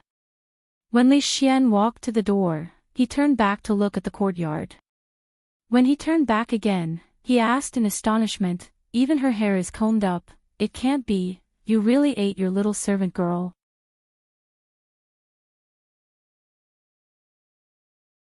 Chapter 582. Wang Yong greets Mr. Li. A voice came from behind Li Xian. Li Yi saw a strange young man standing behind him. Who is this? When Li Yi asked, he already had a guess in his heart.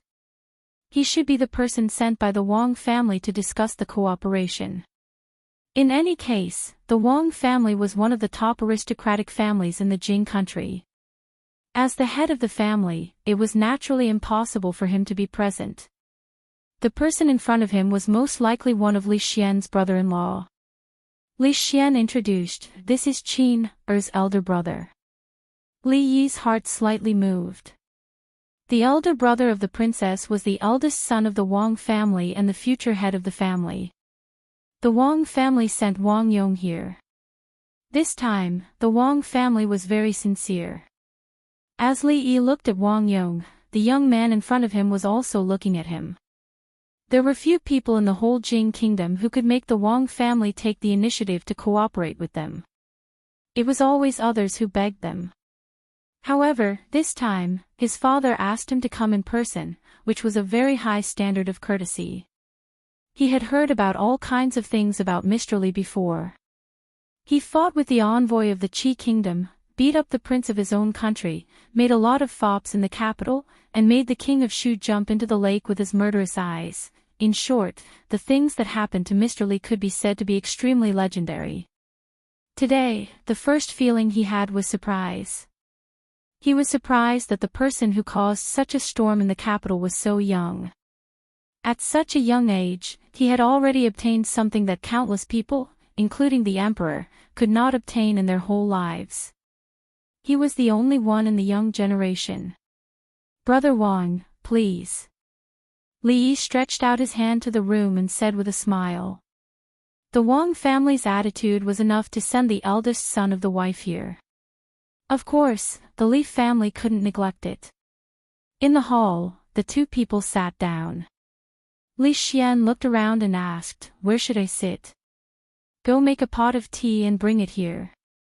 Li Yi didn't want to ask Xiao Huan to come here. Li Xian never regarded himself as an outsider here. Today, he would let him thoroughly feel the feeling of being the host. "Thank you for your hospitality today, Mr. Li." Wang Yong will take his leave. An hour later, the eldest son of the Wang clan stood at the entrance of the Li residence and clasped his hands. "Brother Wang, take care." Li Yi cupped his hands in greeting. Seeing that he and Li Xian had boarded the carriage, he turned around and left. He was only discussing business matters with the other party. After the conversation began, he went straight to the point. It didn't take long for them to reach an agreement on many issues. Of course, the reason why they were able to come to an agreement so quickly was because the Wang family was indeed very sincere. They agreed to many of the conditions that he had set out without the slightest hesitation. It must be known that Li Yi had long been prepared for them to haggle, and some of the conditions were indeed harsh. However, he did not expect that Wang Yong would agree to all of the conditions. In the past hour, he had wondered several times whether the Wang clan had come to deliver the money. In general, this conversation was carried out in a friendly and harmonious atmosphere, even to the point of being overly friendly. There was no free lunch in the world, which made Li Yi a little vigilant. However, based on the current situation, everyone could earn money, and there was no harm to the Li family. As for what would happen in the future, he would wait and see. Clans like the Cui family and the Wang clan, although they were rich and powerful, in his eyes, they were not that terrible.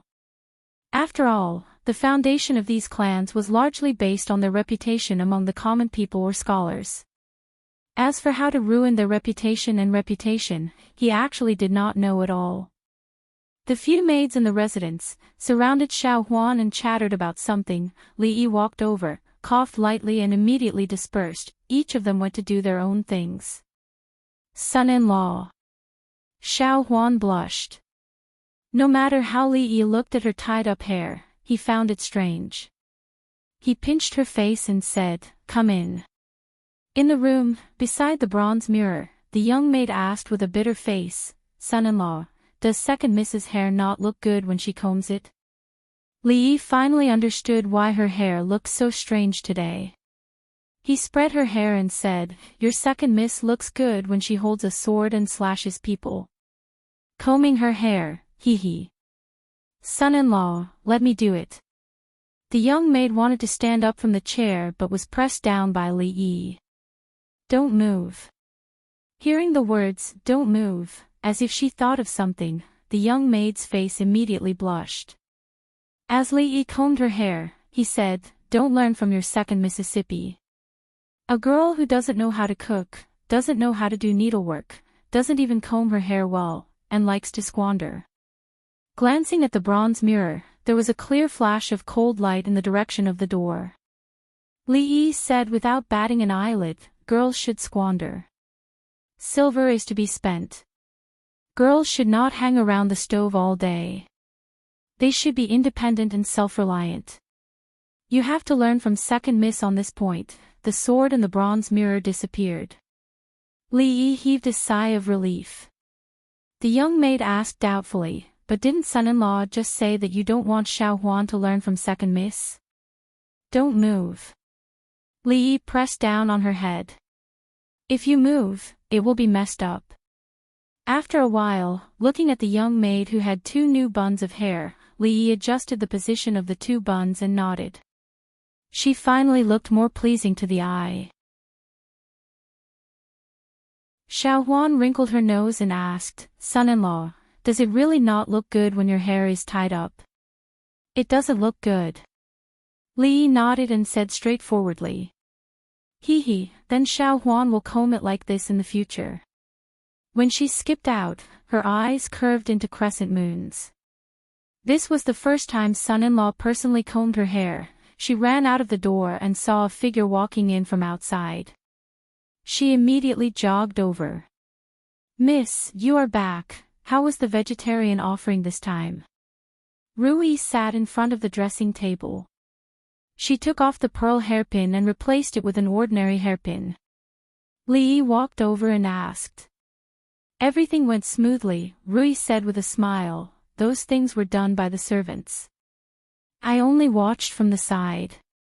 She thought of something and said, Master Tan Yin of the Cold Mountain Temple asked me to send his regards to you. He said that if you have time, he would like to discuss Buddhism with you. There was no time to discuss with a monk who suffered from being duped about how to dupe others. This was a secret that would not be passed on easily without a few thousand taels of silver. Xiao Huan, it was my wife who asked her to do this. Li Yi looked at her and asked.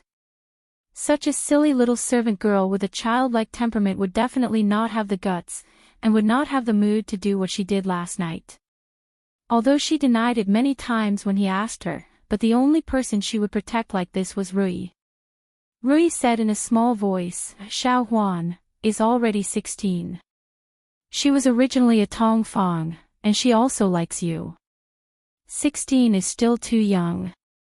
Li Yi sighed and said, at least wait until 20.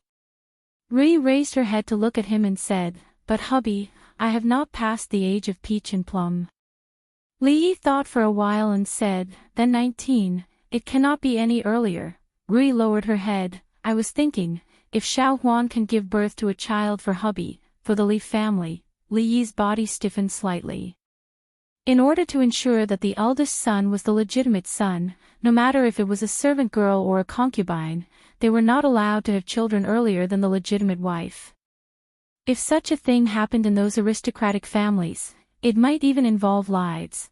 Now, she actually did not even care about this. One could imagine, before she made this decision, how much hesitation and struggle in her heart. Hubby. She raised her head to look at Li Yi. Her voice was already choked with sobs. I'm sorry, a grandmaster, at this moment, was only an ordinary woman. The 2 tear stains on her extremely beautiful face were rather eye-catching. What's so good about a naughty child, so annoying? Li Yi's face darkened. He turned back and closed the door, carried her up and walked to the bedside. Hubby, don't talk, doesn't my wife like naughty children, let's give birth now.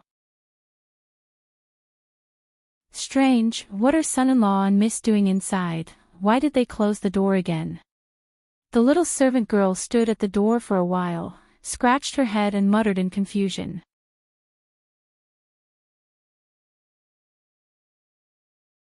Chapter 583. A little lower, a little more to the side. Yes, there it is. Li Yi was lying on the bed, reading a booklet in his hand. Xiao Huan was sitting on the edge of the bed, gently kneading his waist with her hands. She tested her strength, looked down at Li Yi and asked, "Young master, is this okay?" "Well, this strength is fine." Li Yi nodded and flipped through the booklet from the beginning to the end. When he saw Li Xian coming in from outside, he threw the booklet to him. He changed to a more comfortable position and continued to lie on the bed. He yawned and said lazily, "Well, look at it yourself. You are the director of the Academy of Sciences, not me. How old are you? When can you be more independent?" Li Xian casually flipped through it a few times before putting it away with a satisfied expression. He asked, "Do you have any urgent matters to attend to in the next 2 days?" Yes. It had only been a few days since the new year. He had wanted to stay at home with Rui and be affectionate with her. 2 days ago, Madame Dowager had rushed him to visit some elders. He only had some free time today. Hearing Li Xian's tone, he knew he was here to make trouble for him. Thinking about it carefully, he must have something to do if he came. He was simply his jinx. Li Xian automatically ignored Li Yi's answer and said, "New Year's just passed, so I want to go visit some of the old generals. You should be going as well, so why don't we go together tomorrow?" He naturally had to visit some old generals. On the day of the Imperial Court Conference, old General Shuo lent him his personal pillow for him to take a nap. At that time, he had mentioned that it was fine if he didn't pay his respects at the new year. If he didn't pay his respects at the new year, he would personally come to block the door. He came to block the door, but it didn't matter on his side. He usually didn't go out and was a full-time husband at home. If he blocked Miss Lu's way and got his leg broken, he would have to pay a large sum of money. "If you want to go, you can go first. I will rest for 2 days." Li Yi didn't want to move these 2 days, so he waved his hand and said. Li Xian glanced at him and said, "Don't blame me for not warning you. If you go alone, something might happen. Isn't it just paying a visit to an elder? What could possibly happen?" Li Yi glanced at him, his tone rather disdainful. "So this is the Shui Manor." Li Yi stood in front of the entrance of a manor and looked at Li Xian as he asked with uncertainty. Li Xian nodded and said, "This is the place." "Is this Grandpa Shui's home?" The Tsundra Lolita was also surprised. Originally, she came with Li Xian, but when she went out, she happened to meet the Tsundra Lolita and Yong Ning.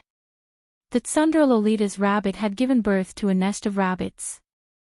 Yong Ning was playing with the rabbits at home, and the Tsundra Lolita insisted on following her out.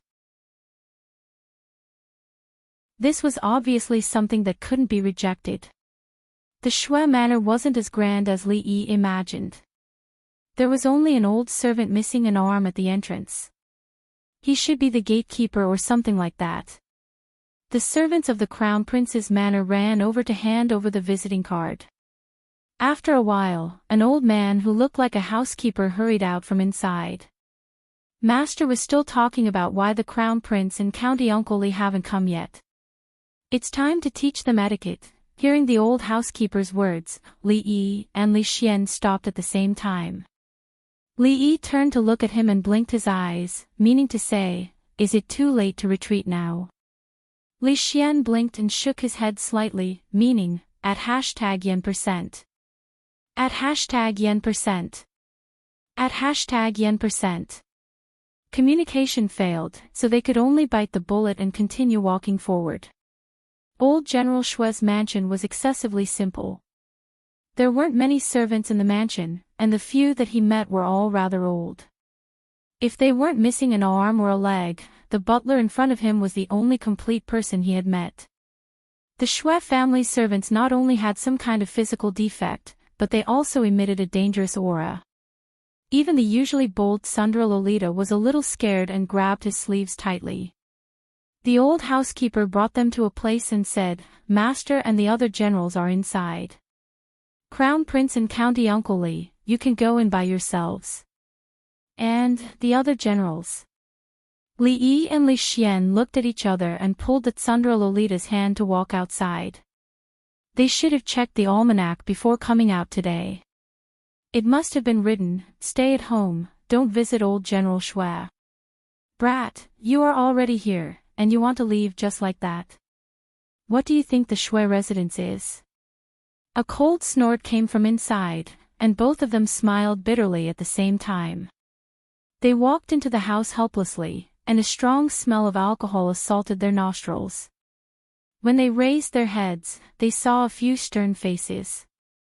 They could only bow helplessly. "Greetings, old General Shui, General Ma." After greeting the five of them, old General Shui snorted and said, "Old General Shui, General Ma. Do I look older than this old man?" There was no way to answer this question, and there was no need to. According to Li Yi's experience, they would start fighting amongst themselves next.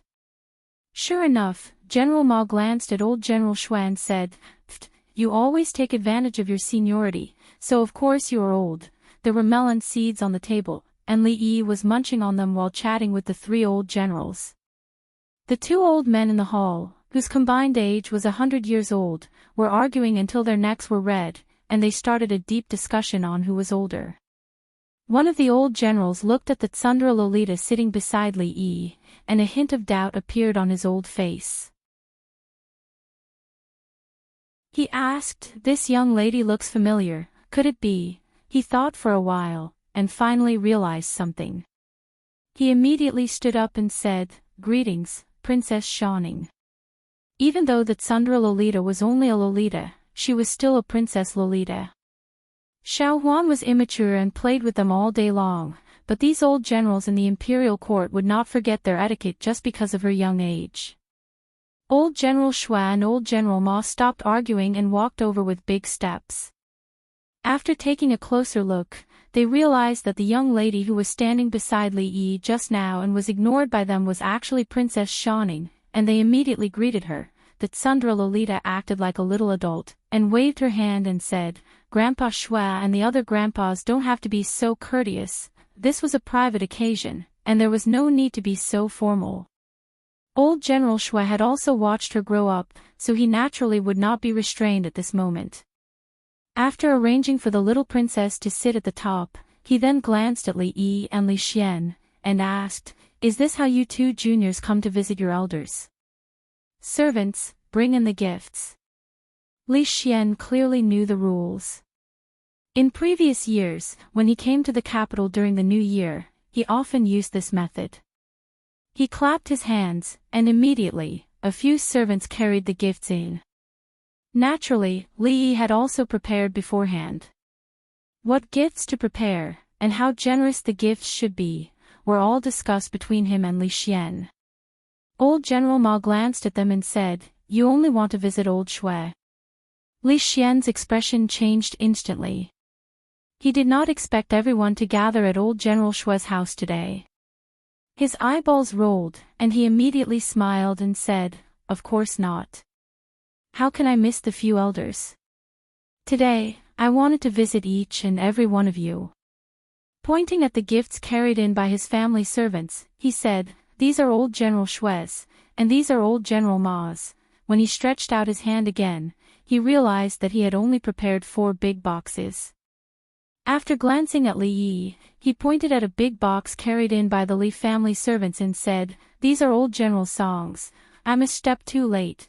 Li Yi looked at him in a daze, and he started to try his best to recall when Li Xian's conscience started to be gnawed away by dogs.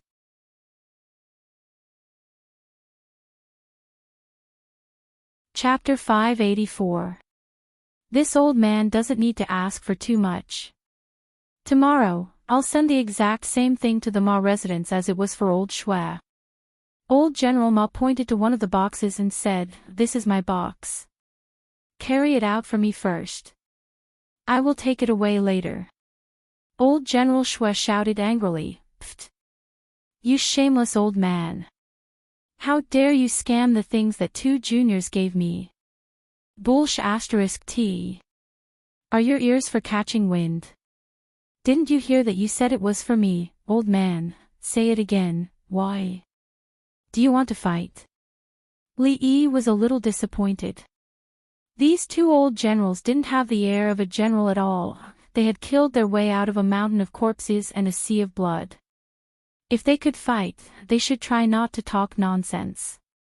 Instead, they should grab their weapons and fight. They were like 2 shrews who had their hands on their waists and were cursing at the god of war. Old General Song looked much more refined than the other 2. He looked at Li Yi and asked with a smile, "How is old madam's health?" Li Yi nodded and said, "Thank you for your concern, old General Song. Old madam's health has always been good." After all, the Li family had been glorious for many years. Even though they had declined in recent years, they still had an assistant minister of the Ministry of Personnel to support them.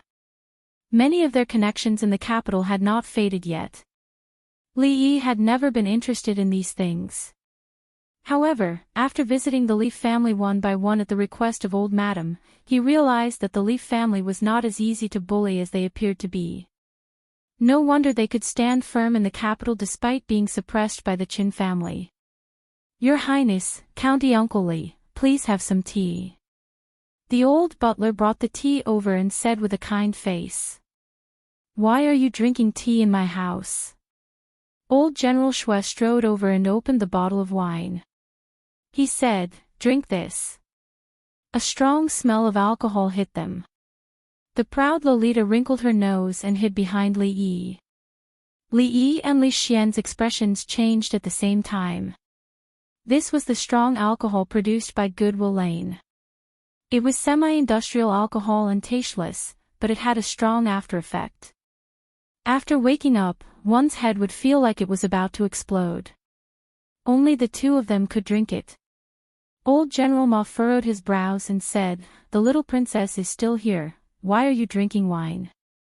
Get people to remove all these and serve the fruits and pastries. Didn't His Majesty just give you some fresh fruits yesterday? Serve them quickly." Only then did old General Shui realize that there was a special guest today. He hurriedly said, "Yes, yes, take all these away and replace them with some fruits and pastries. Bring out the fruits that His Majesty rewarded us yesterday and instruct the kitchen to prepare some good dishes." "Be quick." Old General Shui returned to his seat and looked at Li Xian. He asked, "His Highness hasn't left the capital yet, right?" Li Xian nodded and said, "His Majesty is holding a banquet in Hibiscus Garden during the Lantern Festival. Father and Mother will only leave after the Lantern Festival. Every year, there would be a grand court conference.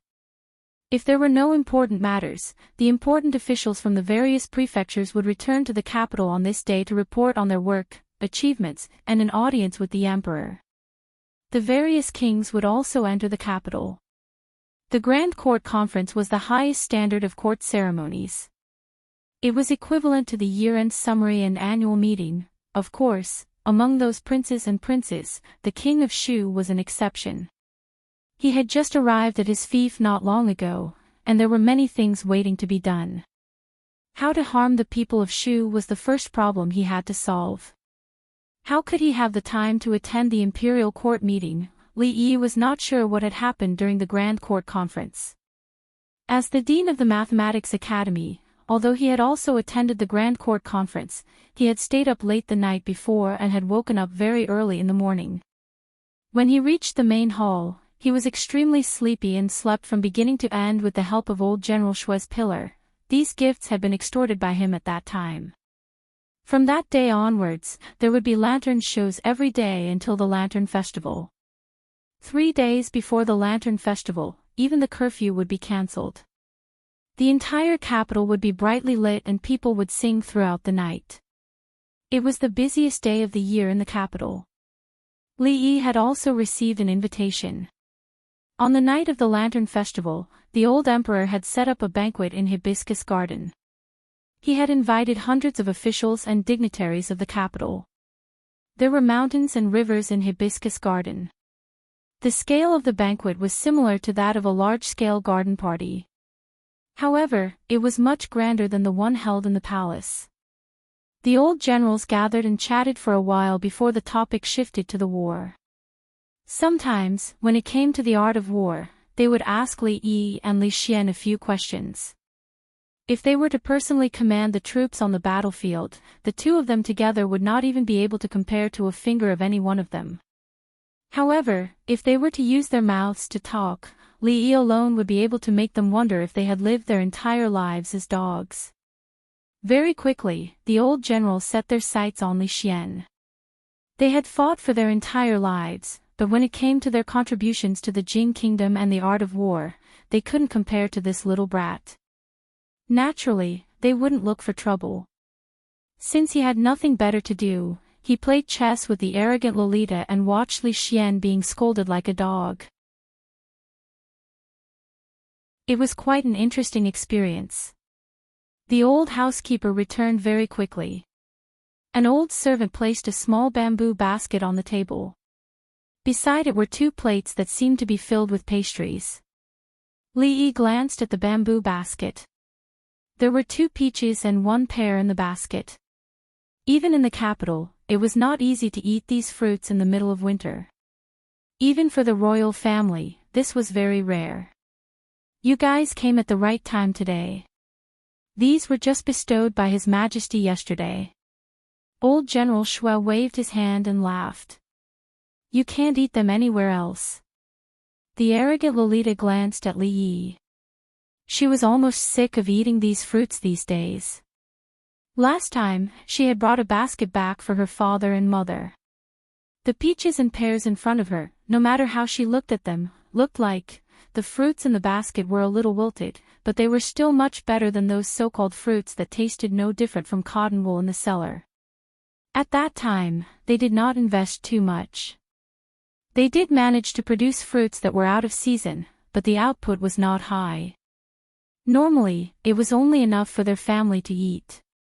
Last time, the arrogant Lolita extorted a basket of fruits. Even she felt that it was a little excessive. The next day, she brought 2 carriages of tributes from the palace as compensation. To Li Yi and the arrogant Lolita, these things were not rare at all. However, they could not let old General Shui down. He took out a small knife from the arrogant Lolita's bag and cut the fruit open. He took it over and said, "Everyone, have a taste." Old General Shui waved his hand and said, "This little thing is not even enough to fill the teeth of us old fellows. You guys go ahead and eat."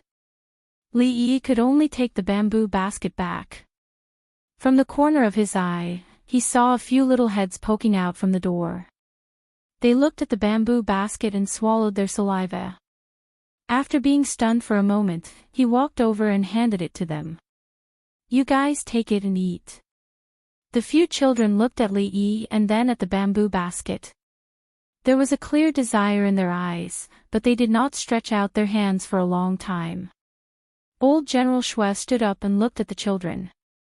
"You little fellows, what are you doing here?" Of the 3 children, the oldest was 7 or 8 years old and the youngest was only 5 or 6 years old. They walked in and called out with their heads lowered, "Grandpa." Old General Shui only had 1 wife, but all 3 of his sons had prospered and had many children. This was usually the case for a family of generals. After all, no one could guarantee that they would always win on the battlefield. They had to leave a legacy for the family. Li Yi stuffed the bamboo basket into the hands of the older child and said, "Eat, eat. Come in." The Tsundra lowly walked over and took out 2 fresh and tender pears from her bag and placed them in the frame. This bag was sewn by Rui for her. It could be slung over her shoulder and there were many compartments inside.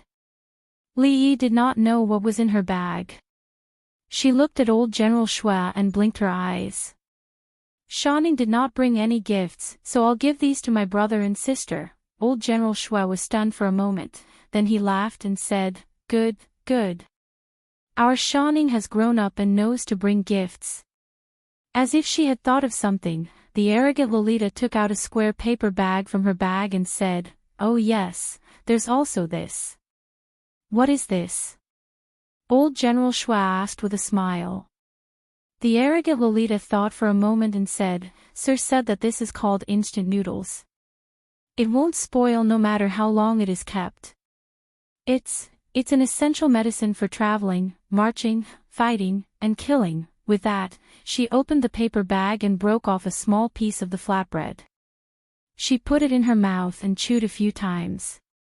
She mumbled, "You can eat it directly now. But it tastes better if you soak it in hot water for a while. It won't spoil no matter how long it is kept." Old General Shui looked at her and asked, "If it's stored properly, it should last for a few months." Li Yi stood at the side and said after some thought. This was when Yongning wanted to eat instant noodles. He made them at home. The craftsmanship was naturally simple, but the taste was not bad. However, because there were no preservatives, the shelf life was definitely not as long as in the future. Considering the level of sealing, the shelf life could not reach half a year, but it should be at least half a year. Crash! The sound of a chair falling could be heard. Li Yi turned around and saw Li Xian sitting on the chair with a dumbfounded look. The few old generals stood up and looked at him like hungry wolves. Can it really be stored for 3 months? Old General Ma's eyes were wide open. It should be possible, should be. Definitely. Can it be eaten just by rinsing it? Old General Song asked with a serious face. You can eat it directly. Of course, rinsing it will fill you up even more, but it needs hot water. Where would we get hot water on the battlefield? Just prepare clean water and bring some quicklime. No matter what kind of water you put it in, it will heat up quickly. If you have any leftover quicklime, you can put it in your pocket and sprinkle it on the enemy's eyes when they are unprepared. It's an essential medicine for traveling, marching, fighting, and killing. Not only will it fill your stomach, but the soldiers will also have the strength to fight. Old General Shui looked at him with his eyes wide open. That's not difficult. Prepare dried meat and dehydrated vegetables. When the time comes, we can add them directly. The nutrition will definitely keep up. In other words, this can be used as army rations. It should be used in emergencies. Fried food can't be eaten often either. There are many things that can be used as army rations. As for fast food, the main problem is to seal it. It can be made into canned food and wrapped in aluminum foil. Why didn't you say so earlier? Do you know how many years we have been troubled by the problem of army rations? You guys didn't ask. In the middle of the hall, Li Yi sat on a chair and was surrounded by a few old generals. It was as though they were interrogating him. Li Xian was watching from the side, rejoicing in Li Yi's misfortune. Just a moment ago, Li Yi had left him to die, but he didn't expect the tables to turn. Old General Shui was fuming. He slammed the table and said angrily, "Since you know how to solve the problem of army rations, why are you still hiding it? If you were my disciple, I would beat you to death." When it was time to be a coward, he had to be a coward. For example, when he was facing Mississippi Liu, his body wouldn't be able to take it if he didn't be a coward. When it was time to be tough, he had to be tough. For example, now, he had such a huge library in his head. There were many things he knew. He was helpless. If he had to spit out everything, he wouldn't be able to do anything for the rest of his life. He would probably have to devote himself to the great feudal construction of the Jing kingdom for the next few decades. Li Yi slammed the table and stood up. He pointed at Li Xian and said, "He has been eating instant noodles for the past few days. Didn't he not think of it? Didn't old General Shui want to find a disciple to beat? It didn't matter if he wasn't his disciple. There was someone who was. The gloating smile on Li Xian's face froze. He swallowed a mouthful of saliva and rushed out like a gust of wind. The Shui family's banquet was very simple. This was something Li Yi could guess from the moment he walked into the Shui family's house. It seemed that the salary of the civil servants in ancient times wasn't high. Even an old general of this level didn't live in poverty, but it was far from what he had imagined. Prime Minister Qin was like this, and so was old General Shui. Even though their families were too powerful, in general, if they didn't have any other means, even the families of the court officials wouldn't have it easy. Kid, you really know a lot of things. This old man didn't expect that there would be so much knowledge about military rations. Old General Shui tilted his head back and drank a big bowl of wine. He said angrily, "Those rotten scholars aren't even comparable to a kid. Did they waste their decades of studying? This old man doesn't believe it. You haven't been to the battlefield before. How do you know all this?" Old General Ma was puzzled. Old General Shui curled his lips and said, "Old man Ma, have you forgotten? This kid can even write that kind of military strategy. How can a mere military rations be a problem?" Old General Ma's old face immediately revealed a look of realization.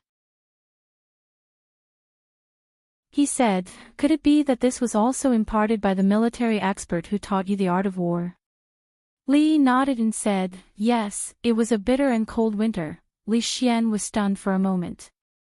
He asked, "Wasn't it a scorching hot summer?" Li Yi looked at him and asked, "Didn't you say that it was easier to convince people in winter?" "Oh." Li Xian finally remembered and said, "I remember now. In the end, it was changed to winter." Li Yi glanced at him. He was so forgetful at such a young age. He had to pay attention to the frequency of sexual intercourse in the future. Shaking his head, he turned to look at the old generals and continued, "It was a bitter and cold winter."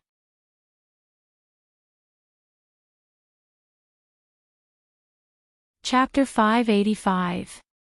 Old Shui, do you believe the words of this brat?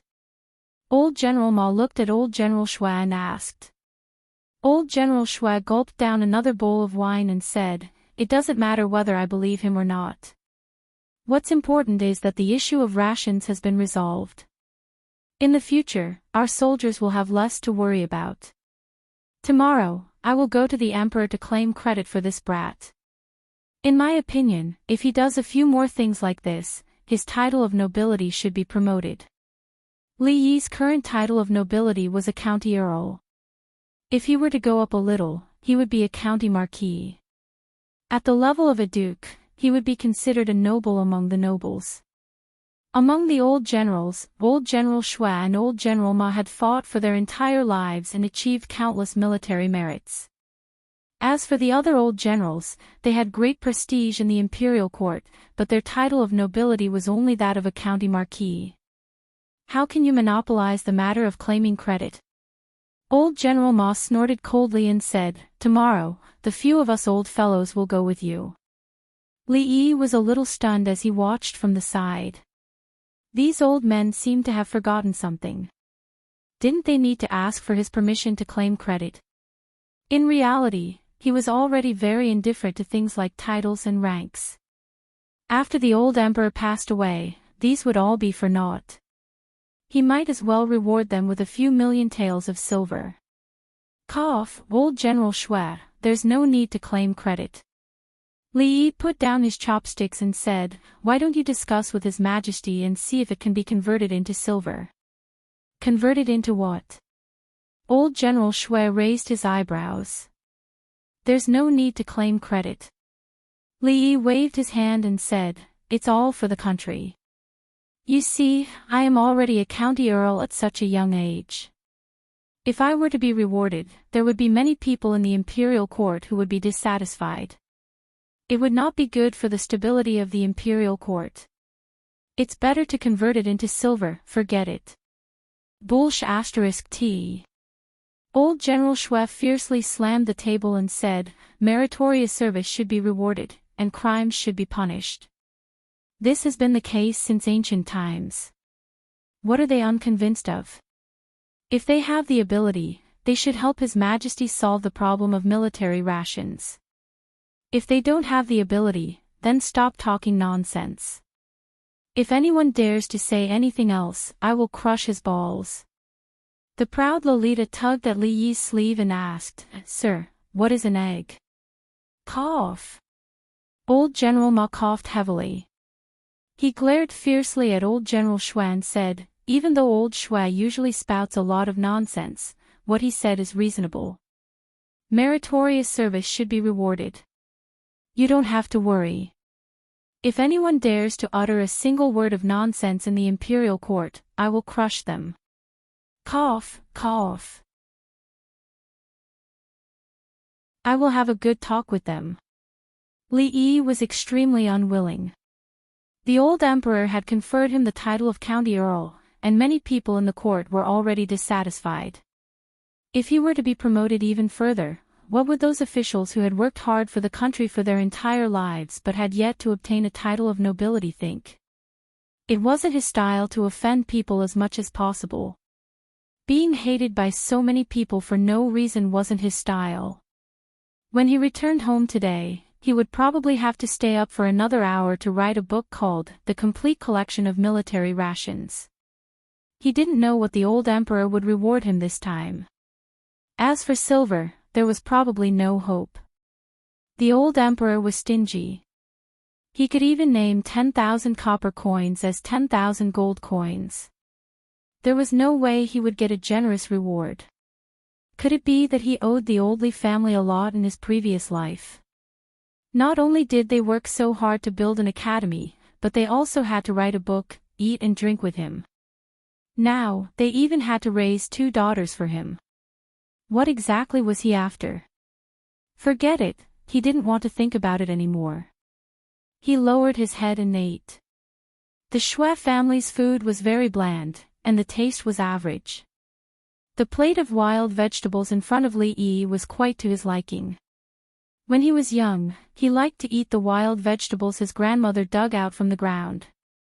It should be called the steamed vegetables. He ate it with porridge and it was almost a fixed meal every day. Although the taste was different now, it brought back many memories. The proud Lolita couldn't stand the Shui family's food. She often ate at the Li family and was cooked by Li Yi or Rui. Now, she even disliked the royal chef's cooking. Seeing that Li Yi only ate the dish in front of him, she rolled her eyes and took a big bite. However, it was so bitter that she almost vomited. Generally speaking, families with a bit of status would have more etiquette requirements. They didn't talk when eating or sleeping. The proud Lolita before coming to the Li family knew this very well. However, the old generals didn't know what table etiquette was. They drank from bowls and ate meat. The problem of military rations had been solved, and they were happy. As they chatted about everything, Li Yi thought of something and suddenly said, I wonder if the old generals are interested in the military rations business. Military rations are military rations, and business is business. How can these two things be related? Old General Shui asked with a frown. Li Yi shook his head and said, military rations are also rations. Why can't we do business? Moreover, it's something to eat. If the soldiers and generals can eat it, the commoners can eat it too. Naturally, we can do business. Instant noodles were good stuff. They had created many sales records in the future and were something that even brats couldn't live without. There was almost no need to consider the risk when doing business. He also saw that the Shui family situation didn't seem to be that good. He guessed that the old generals were probably in the same situation. These old generals usually protected him in the imperial court. If there was anything they could help with, he would naturally help them. Moreover, there was no better partner for this business than a family of generals. The old generals also understood what he meant. Old General Ma looked at him and asked, You mean that we should produce our own military rations and do business with His Majesty? Not just with His Majesty. If we produce enough military rations, we can also sell it to the commoners. The old generals were speechless. They looked at each other and saw a hint of desire in each other's eyes. They naturally knew the situation of their family better than anyone else. As long as they, the old generals, were still around, the entire residence would still be able to get by. However, if a few more years passed, everything would be uncertain. When it came to arranging military formations and fighting on the battlefield, they were all top-notch experts. However, when it came to doing business, they knew nothing at all. The speed at which the family of generals declined was even faster than the other families of civil officials. They had to leave behind more things for their descendants before they were buried in the earth. Is this really feasible? Old General Ma looked at Li Yi and asked. Before Li Yi could speak, old General Shui laughed and said, he might not be able to do other things, but this fellow is a top-notch expert in doing business. However, doing business with His Majesty, won't we be taking advantage of His Majesty? Old General Shui stood up and paced back and forth in the hall. As an official, isn't this disloyal to His Majesty? Old General Ma nodded and stood up, saying, eating the Emperor's salary, sharing the Emperor's worries, and solving the problem of military rations is what we, the officials, should do. How can we use this to discuss business with His Majesty? Li Yi looked at them and asked tentatively, so, generals, how much silver do you intend to offer? 1,000 taels, old General Shui said.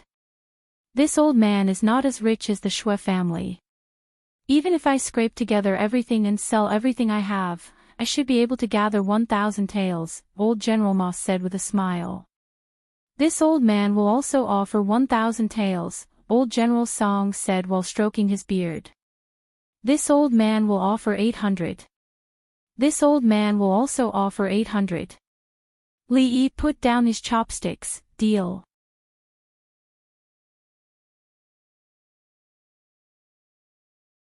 Chapter 586. The few old generals were really loyal to their king and patriotism. In less than 5 minutes, they had already decided on the distribution of the loot, and the distribution of benefits. That. Li Xian scratched his head and said, I'll pay 50,000 taels too. He knew better than all the other old generals that he could earn a lot of money by following Li Yi. There was no reason for him not to participate in such a thing where he could earn money by lying down. Old General Shui and old General Ma looked at each other. The former waved his hand at Li Xian impatiently and said, go away. They could only get 1,000 taels by pooling together, but Li Xian offered 50,000 taels the moment he opened his mouth. The more he offered, the more points he would get. When the time came, would the few old men fight for the soup? Li Yi patted Li Xian's shoulder with a smile and said, don't worry, we're brothers. How could I forget about you? Li Xian was touched. He patted his chest and said, tell me, what can I do? Didn't I just say that we're going to make canned food and pack it with aluminum foil? It's not easy to make aluminum foil. Forget it, I'll leave the sealing to you.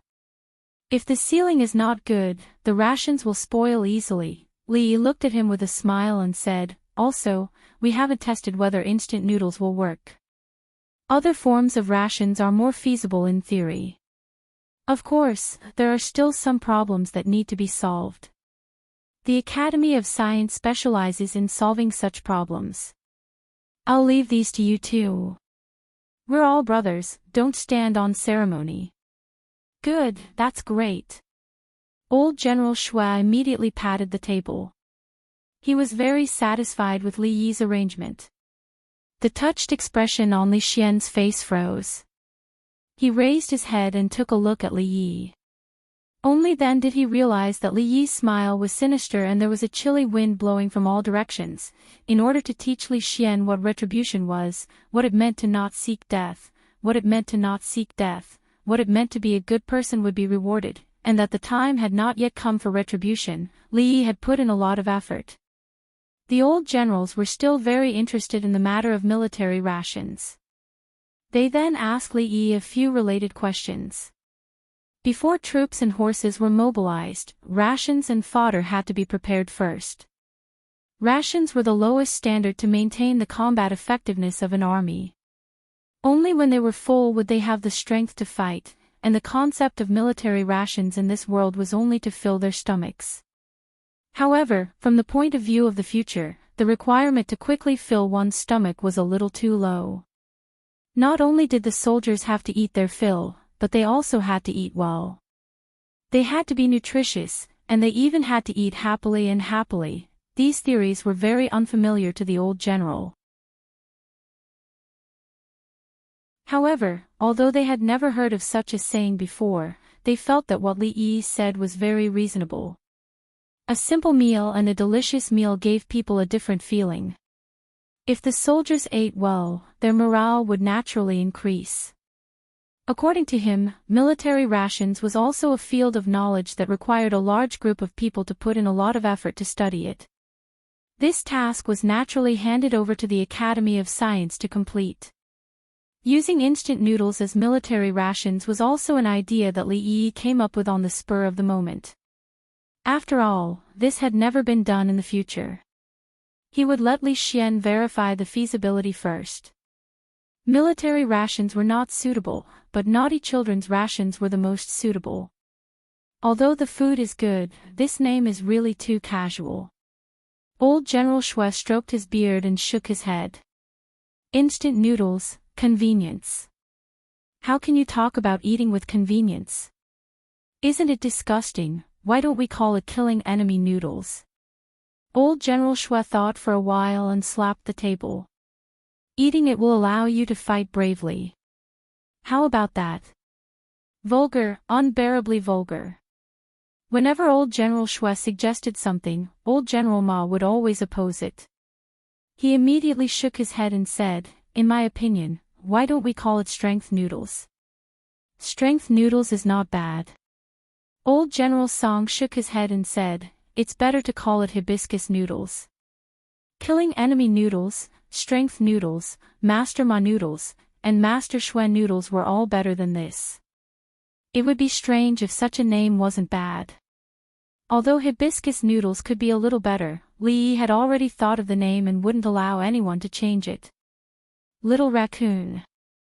He looked at the few old generals and said, "Little Raccoon instant noodles, it's decided." Although the old generals were still a little dissatisfied with the name, they couldn't do anything since Li Yi had made up his mind. After walking out of the Shui mansion, Li Yi let out a long sigh of relief. At the same time, he was also extremely glad that he brought the Tsundra Lolita along.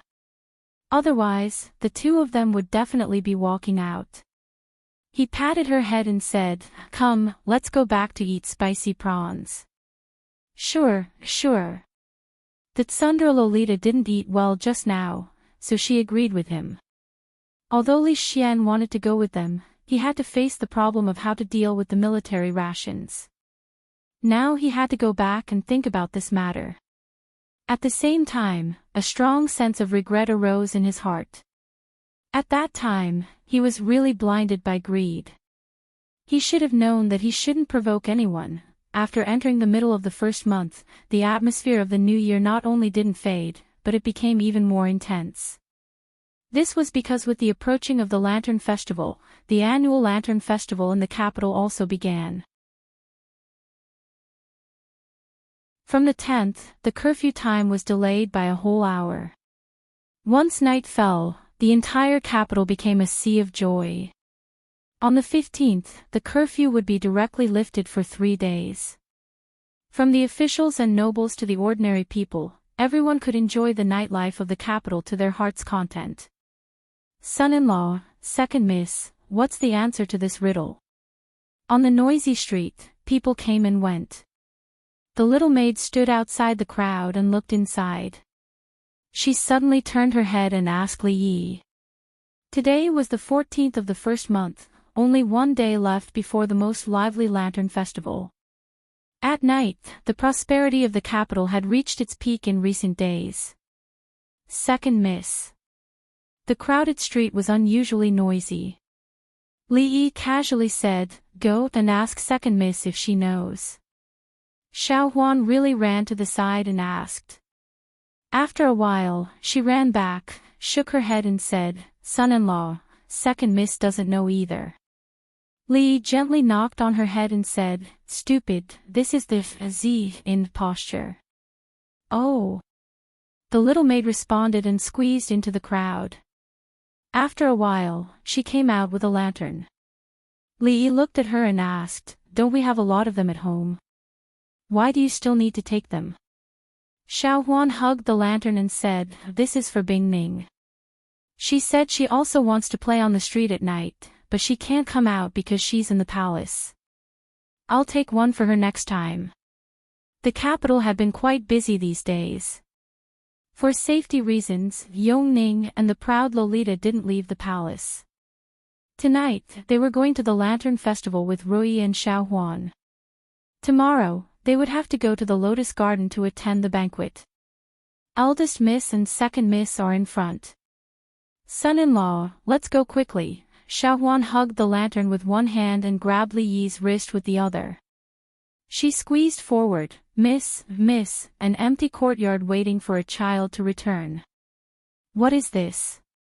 Xiao Chui stood under a row of lanterns and pointed at a lantern she liked.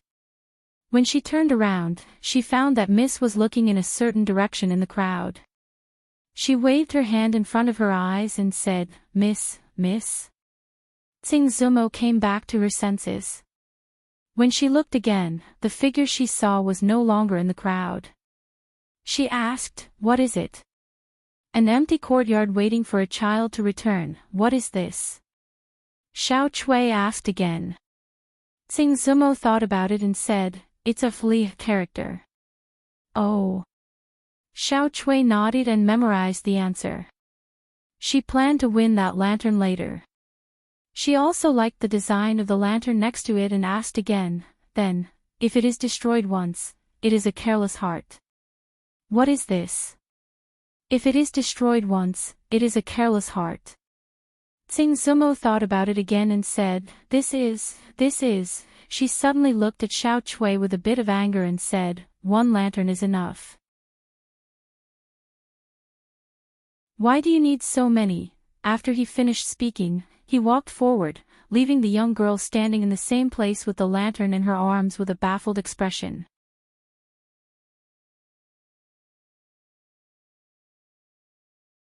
Chapter 587. Little Raccoon.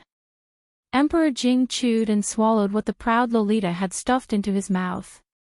He nodded and said, "The taste is good, but the name is too strange. Little Raccoon, it sounds nice."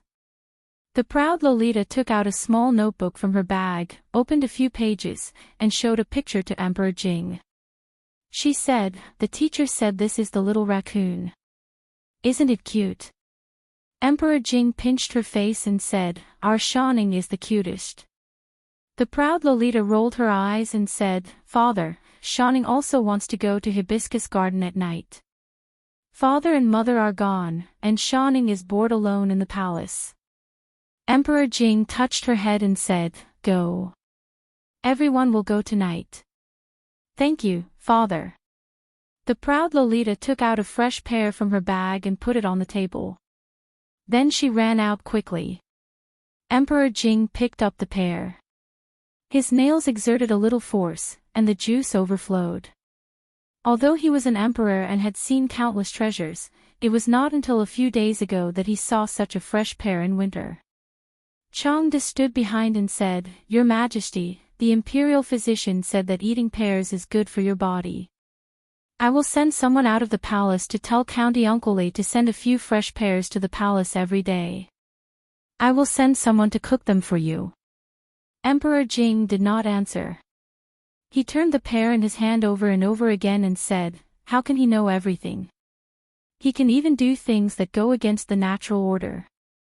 I don't believe that anyone can be born with knowledge. I also don't believe that many powerful people in my Jing kingdom line up at his door every winter, waiting for him to pick them up. All the evidence shows that 1.5 years ago, County Uncle Li was just a poor scholar in Li's village. Although he was a child of Li's family, he had been mediocre in the past 20 years. At most, he could be regarded as a teenager with intelligence, until last June, Changda said in a low voice. Until last June, he was taken to Willow Village and married his current wife. He seemed to be a completely different person. First, he cured Princess Ning's stubborn disease with candied haws, and then he offered divine punishment and horseshoes. He was so talented in poetry that he deserved the title of the first scholar in the Jing kingdom. He was so knowledgeable that he surpassed the great Wenzong of the Qi kingdom. He knew the art of war and medicine. Changde recounted everything that had happened to Li Yi in the past 1.5 years in one breath. Even a grandmaster could not help but gasp for breath. According to the village head, County Uncle Li seemed to have changed into another person after suffering from hysteria. Could it be that all of this is because of hysteria? So, it's a good thing that he suffered from hysteria. Emperor Jing paused and asked, "Did you find out anything about Willow Village?" "I have." Changde nodded and said, "Before Emperor Gaozu founded the Jing kingdom, Willow Village was once a bandit's nest. After Emperor Gaozu founded the country, he sent troops everywhere to suppress bandits in order to pacify the people. Willow Village became good at that time. For nearly 100 years, it has been hiding in that small village. However, the bloodline of the Liu family has always enjoyed a prestigious reputation in the martial arts world. Every few decades, one of them will be born, and they will always stir up quite a storm in the martial arts world. Li Yi's wife, on the other hand, is a grandmaster expert who has hidden her strength. Is that supreme master really so powerful?" Emperor Jing asked with a trace of doubt on his face. Changde nodded and said, "Your Majesty, you don't know that the so-called Supreme Master is a respectful title for those who have reached the advanced level of martial arts in Wulin. They are extremely powerful. They come and go without a trace. Even the imperial court will be extremely troublesome if they provoke one." Emperor Jing just asked casually about the Supreme Master in Wulin. The next moment, he changed the topic and said, "I will draft the decree in a while. Do as the old generals say." Changde nodded and knew that His Majesty sympathized with the old generals. Although it was appropriate for them to handle the military provisions, it was most appropriate for the imperial court to handle it directly. He looked up at Emperor Jing and said, "There are still a few hours before the banquet. Your Majesty, go and have a rest first." This time, His Majesty's illness lasted for a long time. He was sick for almost the whole winter. It was not until the weather became warm in the past 2 days that his body began to gradually recover. However, he could not be too tired. He needed to be energetic before he could attend the banquet in Furong Garden. Emperor Jing waved his hand and said, "It's okay. I feel much better today. These days, I have missed a lot of court affairs. Pick a few important memorials and send them over." Changde's face showed helplessness, but he could only whisper, "I will obey your Majesty." "What?" "Send a basket of pears to the palace every day." Li Yi looked at the 2 eunuchs standing in the yard and resisted the urge to kick them out. He could accept the arrogant Lolita coming to eat a few from time to time. However, the old emperor wanted to kill them all. If they sent a basket of pears every day, they would have nothing to eat in 2 days. At most 2. Li Yi looked at them and said coldly, "County Uncle Li, 2. This servant can't report back." One of the eunuchs showed a difficult expression and said, 5. How about 5? From 1 basket to 5 so quickly, these 2 idiots obviously did not know how to bargain. Li Yi glanced at them and said, 2. Let's each take a step back. 4, how about 4? 2.5. I can't take any more. This is what His Majesty wants. Half is 2, in the end, the number of pairs was 3. Li Yi always felt that the original oral decree should not be a basket. The old emperor could not be so shameless. This kind of thing could be done by Chang. He should have taken a tougher attitude just now. Otherwise, he could have saved 1.5. Soon, the 2 eunuchs were sent away. These insensible fellows were just combing Rui's hair. They were going to Hibiscus Garden to attend the banquet in the evening. The officials and dignitaries attending would also bring their families. As for the womenfolk, of course, the Empress would be the leader. This kind of super large party was only held twice a year. Although he was not very interested in this kind of banquet, he could not refuse. Who dared not to give face to the old emperor? "Husband, when did you learn to comb your hair?" Sitting in front of the dressing table, Rui looked at his reflection in the bronze mirror and asked. "A few days ago, I used Xiao Huan to practice," Li Yi said casually. Therefore, combing hair depended on talent and had nothing to do with gender. In this matter, he could completely crush Mississippi Liu. Next time, I think it's better to ask Xiao Huan to come." Rui hesitated for a moment and said, "If this kind of thing is spread out, the officials and dignitaries in the capital will laugh at you." A dignified county uncle cooking in the daily, it was already unusual among the dignitaries in the capital. There was no other county uncle in the whole capital, or even the whole Jing kingdom, who would comb a woman's hair. What's wrong with combing a wife's hair? This is a natural thing. Who dares to laugh at it? Li Yi curled his lips. He was least afraid of rumors. If anyone dared to laugh at it, tomorrow's front page of the capital newspaper would be about some dignitaries having an illicit relationship with a sow after getting drunk. Compared to this matter, a county uncle combing his wife's hair was nothing. "Goodbye, son-in-law." "Goodbye, miss." Xiao Huan stood at the door and waved at the carriage that was going far away. Only when the carriage disappeared did she walk back in disappointment. These days, son-in-law and miss felt a little different. They often went out to play without her and second Mississippi. In second Miss's words, they were more tired of each other.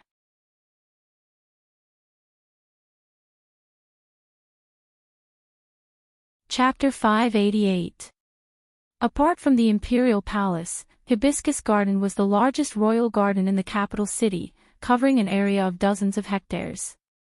In it, there were not only magnificent palaces second only to the imperial palace, but also beautiful mountains and rivers. It was a summer resort for several generations of emperors. As a royal forbidden garden, outsiders were not qualified to step into it without the emperor's decree. Li Yi had never entered the Hibiscus Garden, and he did not know if the Hibiscus Garden of the Jing Kingdom and the Hibiscus Garden of the Tang Dynasty, which he had been to countless times in his previous life, were the same place. However, this possibility was very small. The structure of the world today, and even the topography and names of places, were difficult to match with certain things in his memory. The carriage stopped before it got close to the gate. It stopped on a spacious field. Li Yi and Rui walked over on foot. There were countless guards outside the garden. At a glance, one could see several rows of armored guards patrolling around. Tonight, almost all the high-ranking officials of the Jing Kingdom were here. Of course, the security work had to be raised to the highest level.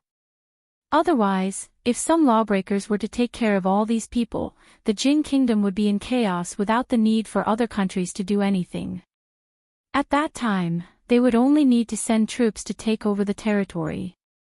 After handing over the invitation and walking into the garden, they realized that there were so many officials and nobles in Jing Kingdom, and most of them were unfamiliar.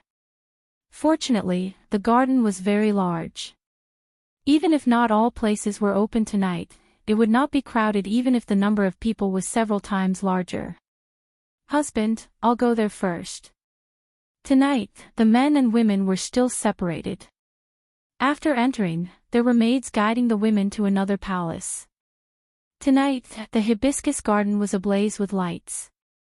In the hall not far away, there was a faint sound of stringed instruments.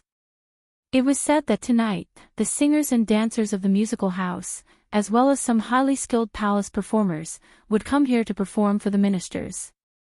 Usually, only the royal family could enjoy such performances. Li Yi was not very interested in those performances. There were not many people in the distant corridor on the water. He walked over and found an empty pavilion. Looking at the sparkling lights on the water, he picked up a piece of cake from the plate on the table and threw it into his mouth. After eating one piece, he had no desire to eat a second one. Ruoqing's osmanthus cake was the most suitable for his taste. It was just that he hadn't been to Willow Alley recently and hadn't eaten in a long time. On the other side of the corridor, a few figures glanced over as they passed by. One of them stopped in his tracks and his gaze froze. "Big Brother Qin, what's wrong?" A 15 or 16-year-old youth behind him asked in confusion. When the others followed his gaze, their expressions also became slightly unnatural. They twisted their buttocks, and an indescribable part of their bodies seemed to start to ache faintly. The dessert of the dining hall was average, but the other plate of broad beans tasted good. It was a little cold sitting here in winter. Li Yi planned to eat this plate and then go in. Before he ate half, he suddenly heard a voice in his ear. "You're Li Yi." The voice was crisp and clear. Presumably, the speaker was young. Li Yi turned his head and saw a young man standing behind him. He looked to be about 15 or 16 years old. The light here was a little dim, but he could see that he had red lips and white teeth. He looked quite handsome. "Who are you?" The young man's voice was angry, and he didn't look friendly. It had been a long time since he caused trouble, and he was a little itchy. Besides, the plate of broad beans wasn't finished yet. It was good to have someone to talk to. Li Yi looked up at him and asked. "I'm Wang Dan." The young man crossed his arms and said in an imposing manner. "Oh, you little bastard, what do you want?" Li Yi looked at him and asked. There were many powerful officials with the surname Wang in the capital. He didn't know which family this spoiled brat was from. "I'm Wang Dan, not a bastard." The young man's face turned red. He had been teased like this many times since he was young, and it had almost become a sore spot for him. His chest rose and fell, and even his voice was trembling. No wonder Big Brother Qin said that. This person called Li Yi was really despicable and rude to the extreme. The young man's eyes were fierce. "You're the one who used dirty tricks to harm Big Brother Qin and the others?" Big Brother Qin. As if thinking of something, Li Yi tilted his head and glanced over. He saw a few slightly familiar figures slowly walking along the shore of the waterside pavilion. 2 or 3 of them were looking in his direction. When he looked at the young man again, there was a pitiful expression on his face. He kept calling out Big Brother Qin with righteous indignation and wanted to seek justice for him. However, his big brother Qin didn't tell him that the person he was questioning was the scourge of Jingdo. He had beaten the duke and the prince, and could kill 10 brats like him with one finger. "Which family are you from?" Li Yi couldn't help but feel curious about his background. "What, are you afraid?" The young man raised his head as if he was very confident in his background. "Is it the Wang family?" Li Yi looked at him and asked. "How do you know?" the young man asked with a shocked expression. Li Yi threw a broad bean into his mouth and sighed. He stood up and walked outside. No wonder Qin Yu and the others were using him as a tool. This child's brain was probably damaged. "Stop." The young man came back to his senses. Seeing that Li Yi was about to walk out, he quickly chased after him. If something really happens to Wang Dan, I'm afraid it will be hard to explain to the Wang family. A young man beside Qin Yu glanced at the 2 figures that were about to disappear in front of him and said, "The Wang family." Qin Yu shook his head and didn't say anything else. Another person opened his mouth and said, "The Wang family." The Wang family is already standing opposite the king of Shu. What difference does it make whether we explain or not? Stop. Li Yi walked out of the long corridor on the other side of the water. Hearing the panting voice behind him, he turned his head and asked, "Is there anything else?" "You." "I." The young man panted heavily. He pointed at him and was about to speak when he suddenly froze. Yes, what did he want to say? He had just heard that Brother Qin and the others had been harmed by Li Yi and had been bedridden at home for a few months. Hence, he had rushed over angrily to seek justice for them. However, how was he going to seek justice for them? He really hadn't thought about it. "Xiao Dan, why are you together?" Li Xian and another young man walked over from behind and asked in surprise when they saw Li Yi and the young man. "My name is Wang Dan, not Xiao Dan." The young man turned around and said through gritted teeth, forgetting about his conflict with Li Yi. "Uncle Li, we meet again." The young man beside Li Xian cupped his fists at Li Yi. "Hello, Brother Wang." Li Yi also cupped his fists at Wang Yong. "Big brother, you know this guy?" The young man was surprised. "What do you mean by this guy and that guy?" Wang Yong's face darkened and he said, "I told you not to mix around with those people. If you don't listen to me, I'll send you back to the Wang family in 2 days. "Big brother." The young man looked at him in disbelief. His big brother had always doted on him since he was young. This reprimand stunned him. However, he didn't dare to speak anymore. Compared to the Wang family, the capital city was much more interesting. He grew up in the capital city and only stayed there for a few days during festivals. If he was sent back, he couldn't imagine what his life would be like in the future. It's okay for a kid to be naughty. Just give him a beating. Verbal violence shouldn't be used as it was very damaging to a child's heart. Li Yi patted the young man's shoulder and said with a smile.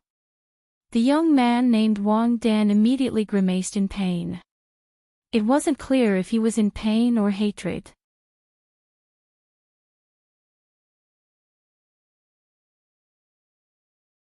Chapter 589. They didn't expect this Wang Dan to be from the Wang family of Luochuan. His status wasn't low either.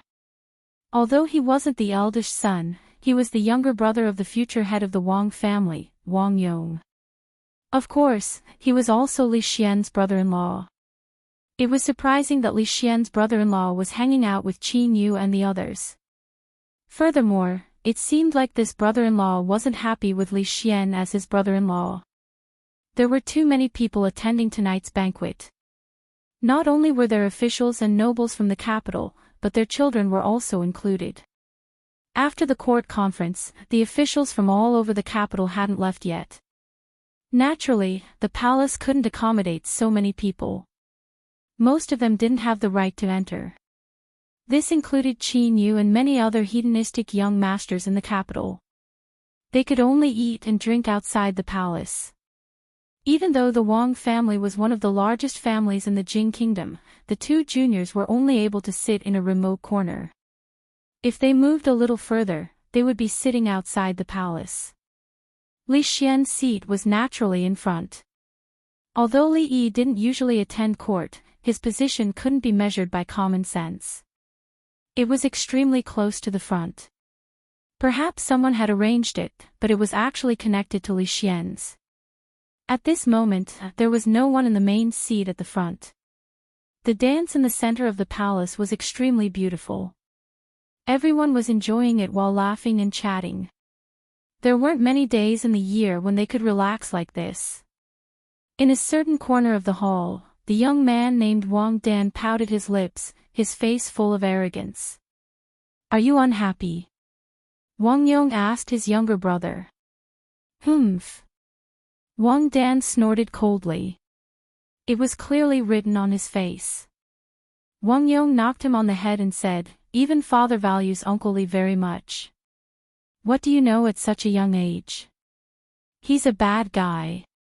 Wang Dan said coldly as he glanced in a certain direction in the palace. Bad guy. The smile on Wang Yong's face disappeared. He said word by word, Wang Dan, do you know who you are? Wang Dan had never seen his elder brother show such an expression. His body trembled and his face paled. Wang Yong looked at him and said seriously, what happened just now? Tell me in detail. Don't hide anything. Wang Dan shivered and said, It's Big Brother Qin and the others. A moment later, after listening to his story, Wang Yong looked at him with an unconcealable look of disappointment on his face and said, Father, and I had high hopes for you. I didn't expect you to be stimulated by such a clumsy method. You really disappoint me. Big Brother Qin and the others. Wang Dan had just opened his mouth when Wang Yong waved his hand and said, putting aside the fact that they have ulterior motives, even if they are truly upright, they are still on the King of Shu's side.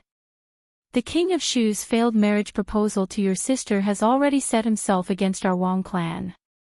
As the legitimate son of the Wang clan, don't tell me you haven't thought of these things. Wang Dan curled her lips and said, the King of Shu is no match for him. Why did father? Shut up. Wang Yong's voice turned cold. Even the surrounding people looked over. Wang Dan immediately retracted his neck and didn't say another word. His Highness and County Uncle Li are outstanding talents of the younger generation. They are already famous in the capital at such a young age. What right do you have to say such words? Let's not talk about the academy and the science academy. After listening to his brother's story of Li Yi and Li Xian, Wang Dan's face revealed a shocked expression. He looked in a certain direction again. Was the cheap brother-in-law he had always looked down on and the unreasonable person he had just met so powerful? So what? In a few years, I'll be even more powerful than them. Wang Dan curled his lips and said, but his tone had already softened. Let's not talk about a few years later. Wang Yong looked at him and said, what you need to worry about is half a month later. Why? Wang Dan turned his head and asked in confusion. The family used a lot of resources to let you enter the Mathematics Academy without taking the exam. Wang Yong looked at him and said, half a month later will be the day of admission, and the supervisor of the academy is the guy you mentioned just now. Wang Dan's expression froze. He rubbed his slightly numb shoulder and looked in a certain direction in the hole. His heart fell into a bottomless abyss. It must be in this bowl. That's not right. There was nothing under this bowl just now. Does Sir know magic, like Sun Wukong? The hall was filled with singing and dancing. In a small area in front of them, there were screams and cheers coming from time to time. The proud Lolita came over with her younger brothers and sisters. They were shocked by Li Yi's close-up magic. It was nothing more than putting the beans under the bowl for them to guess, using some techniques to transfer the beans or making something out of nothing, making beans appear in the empty bowl. This kind of simple magic trick could only deceive children. When it was performed in front of Rui and second Miss Lu, it all ended in failure. The little princes and princesses were making a big scene. Although they were not the focus of the entire hall, many people had been paying attention to them. Okay. That's it for today. Go and play. The feeling of being stared at by so many people was a little strange. Li Yi waved his hand and kept the bowl. Seeing that there were no more spells to watch, the princes dispersed. Only the Tsundra Loli and Yongning stayed behind. Why hasn't it started? Li Yi turned his head and looked at Li Xian. It was really boring to sit here. Compared to this, the capital outside must be more lively. The proud Lolita interrupted, Father is not feeling well. He is resting in the back hall. Li Yi sighed. He had planned to go watch the lantern show with Rui after this. The lantern show on the day of the Lantern Festival was far from the previous ones. If he missed it, he would have to wait until next year. He didn't know if the Empress had finished. Otherwise, he could slip away in advance. With so many people, no one would notice if one or two people slipped away. With this thought in mind, an unfamiliar young man walked over and cupped his hands to Li Xian, saying, "Long time no see." Li Xian was startled, then returned the greeting, saying, "Your Highness, Prince Qi, long time no see." The proud Lolita looked at the young man and asked in surprise, "Is it brother Prince Qi?" The young man smiled and said, "After a few years, Shanning has grown so tall." Prince Qi said a few words to the proud Lolita, then his gaze fell on Li Yi. He asked, "This must be Li Yi, County Earl Li." Li Yi stood up and cupped his hands, saying, "Greetings, Your Highness. County Earl Li is too polite." Prince Qi smiled and said, "Although I am not in the capital, I have heard of County Earl Li's deeds. County Earl Li is worthy of being an outstanding talent of the younger generation of our Jing Kingdom, a pillar of the country. I have long wanted to get to know you, but unfortunately, I can only meet you today." They were both princes, but this Prince Qi liked to speak the truth, leaving the hypocritical king of Shu far behind. Li Yi smiled and said, "You flatter me, Your Highness, you flatter me." Prince Qi poured a cup of wine and cupped his hands, saying, "County Earl Li has made many contributions to our Jing Kingdom. I admire you from the bottom of my heart. This cup of wine is to County Earl Li." Li Yi was startled, but he could only raise his cup. Although the Prince of Qi was not favored, he was still a genuine imperial prince. As soon as he walked over, quite a few gazes followed him. This time, King Shu lost his power and was sent away from the capital by His Majesty. He could not even return for the court meeting. The ones who benefited the most were naturally the other princes. Among the many princes, Prince Qi was one of the more respected ones in terms of status and background. Prince Qi made such a move under the watchful eyes of so many people. Was there any other meaning behind it?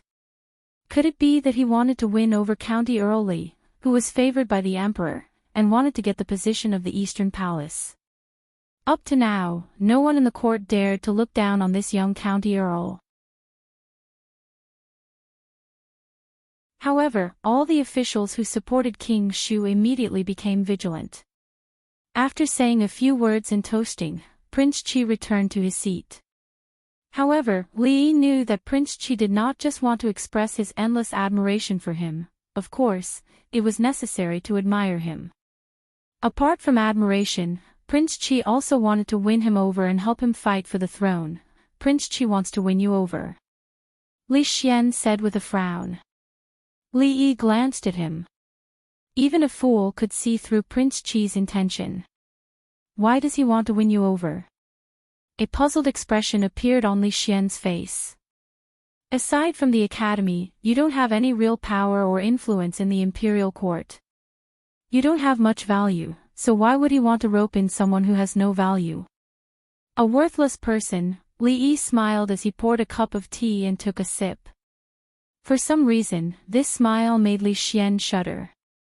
In the brightly lit hall, there seemed to be a chilly wind blowing from a corner.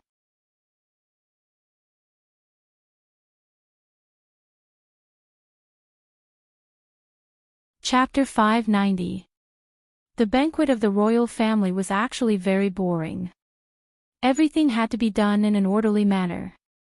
Even conversations had to be done in hushed voices, including the performances in the hall. Although they were exciting, they were just a formality. During this period, the old emperor and empress came by once and said a few simple words. They left without even watching a part of the dance. It was as if they were treating today, and everyone could eat and play as they pleased. All expenses would be deducted from the national treasury. The old emperor's health was really deteriorating day by day. If Li Yi's guess was correct, he must have forgotten who Lu Jimin was, let alone the imperial physician's instructions. With such a workaholic boss, the employees naturally couldn't be lazy. In the imperial court of the Jing Kingdom, there was almost no such thing as extravagance or slacking. After the old emperor left, the atmosphere in the hall became visibly livelier. At this time, It was up to them to choose to continue watching the dance and chatting in the hall, or to go out and watch the lantern show in the garden. The arrogant Lolita brought Yongning out to play. Li Yi also stood up and walked out. Li Xian hurriedly stood up and asked, "Where are you going?" "It's so stuffy here." "I'm going out for a walk," Li Yi said casually. Li Xian also patted his clothes and stood up. "Then let's go together. I have a lot of things to ask you about the military rations." Li Yi looked at him and asked, "What military rations? How do you seal the military rations? How do you store it?" Li Xian looked at him and asked doubtfully. "That day at the Shui residence, you said it. Worthless people usually don't have a good memory." Li Yi shook his head. "I've forgotten how to store the military rations. These. I don't understand." With that, he walked out leisurely. Li Xian was stunned for a moment, then immediately chased after him. "Don't. Think carefully. I'm sure you'll remember, there were actually more seats outside the hall, extending out in a long line. More than 10 dancers danced in the wind, dancing elegantly." Li Yi saw a few familiar faces as soon as he walked out of the door. Young Duke Qin and a few of his followers were sitting outside, freezing like dogs in the cold night wind. They sniffled, and when they saw Li Yi walk out, their faces were filled with awkwardness, hatred, shame. Their expressions were rather complicated. Li Yi glanced at them and didn't look again. There was no sense of accomplishment playing with these guys. He decided to go to Rui's place. The Empress had accompanied the old emperor just now. A group of imperial guards rushed past them with solemn expressions. Li Xian was just fretting over how to cure Li Yi's amnesia. He stopped one of them and asked, "Where are you going?"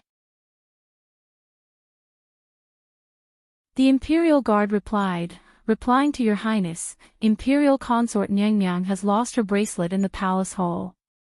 This subordinate will bring people to investigate." Li Yi was still surprised that a random guard knew Li Xian. After a moment of surprise, he waved his hand and said, "Let's go and take a look." "Look at what?" Li Xian asked curiously.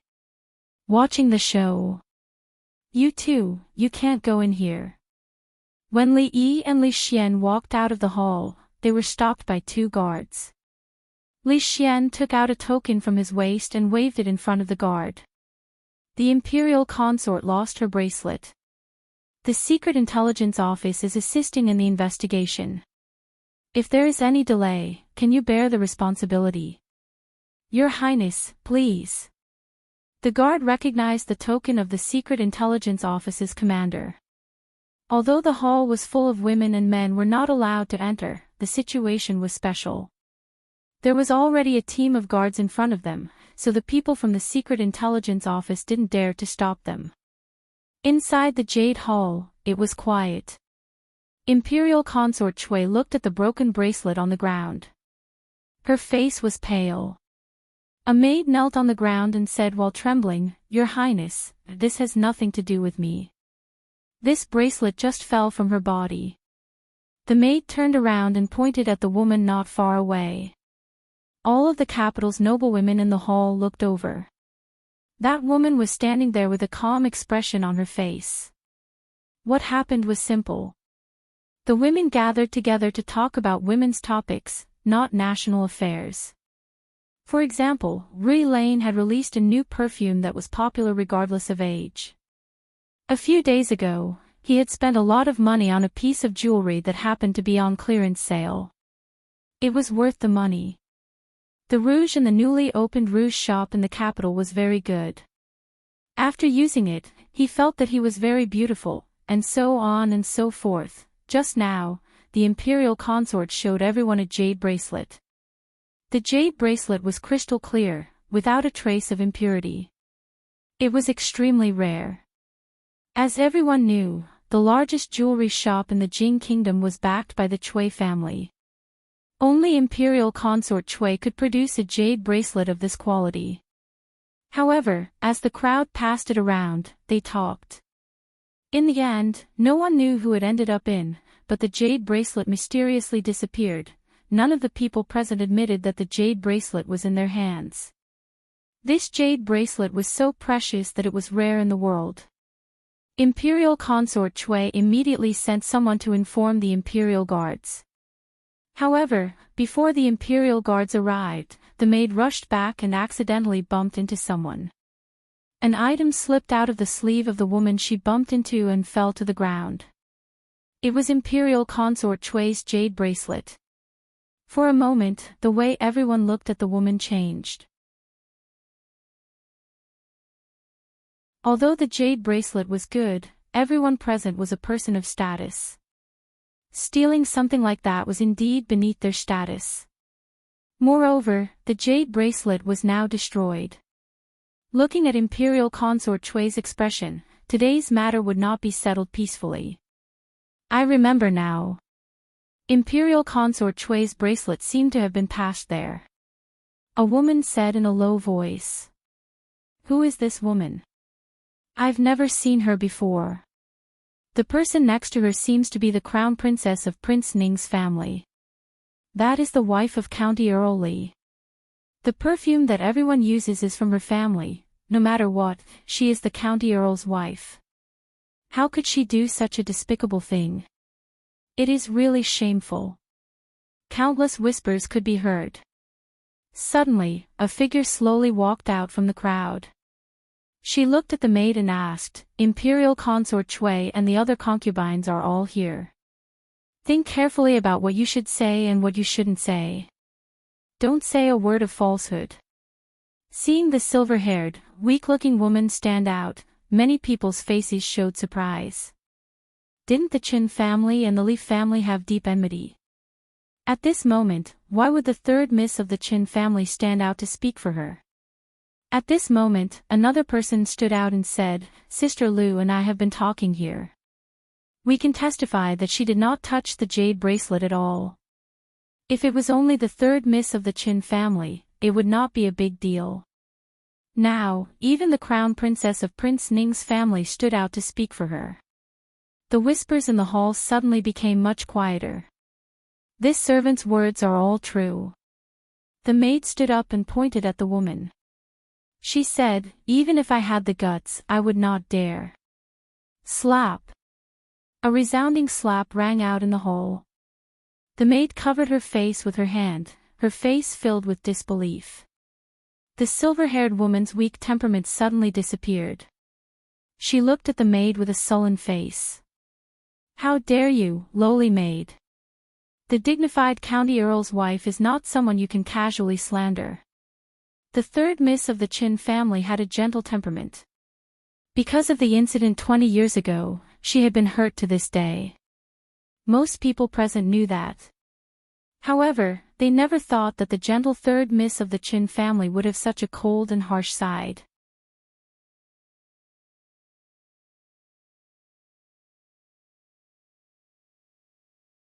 Chapter 591.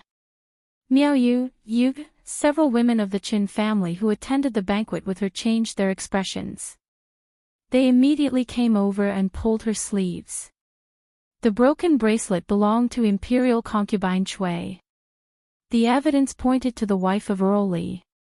If she stood up for her now, she would offend Imperial concubine Chui. The Qin family had been on the side of the king of Shu for a long time.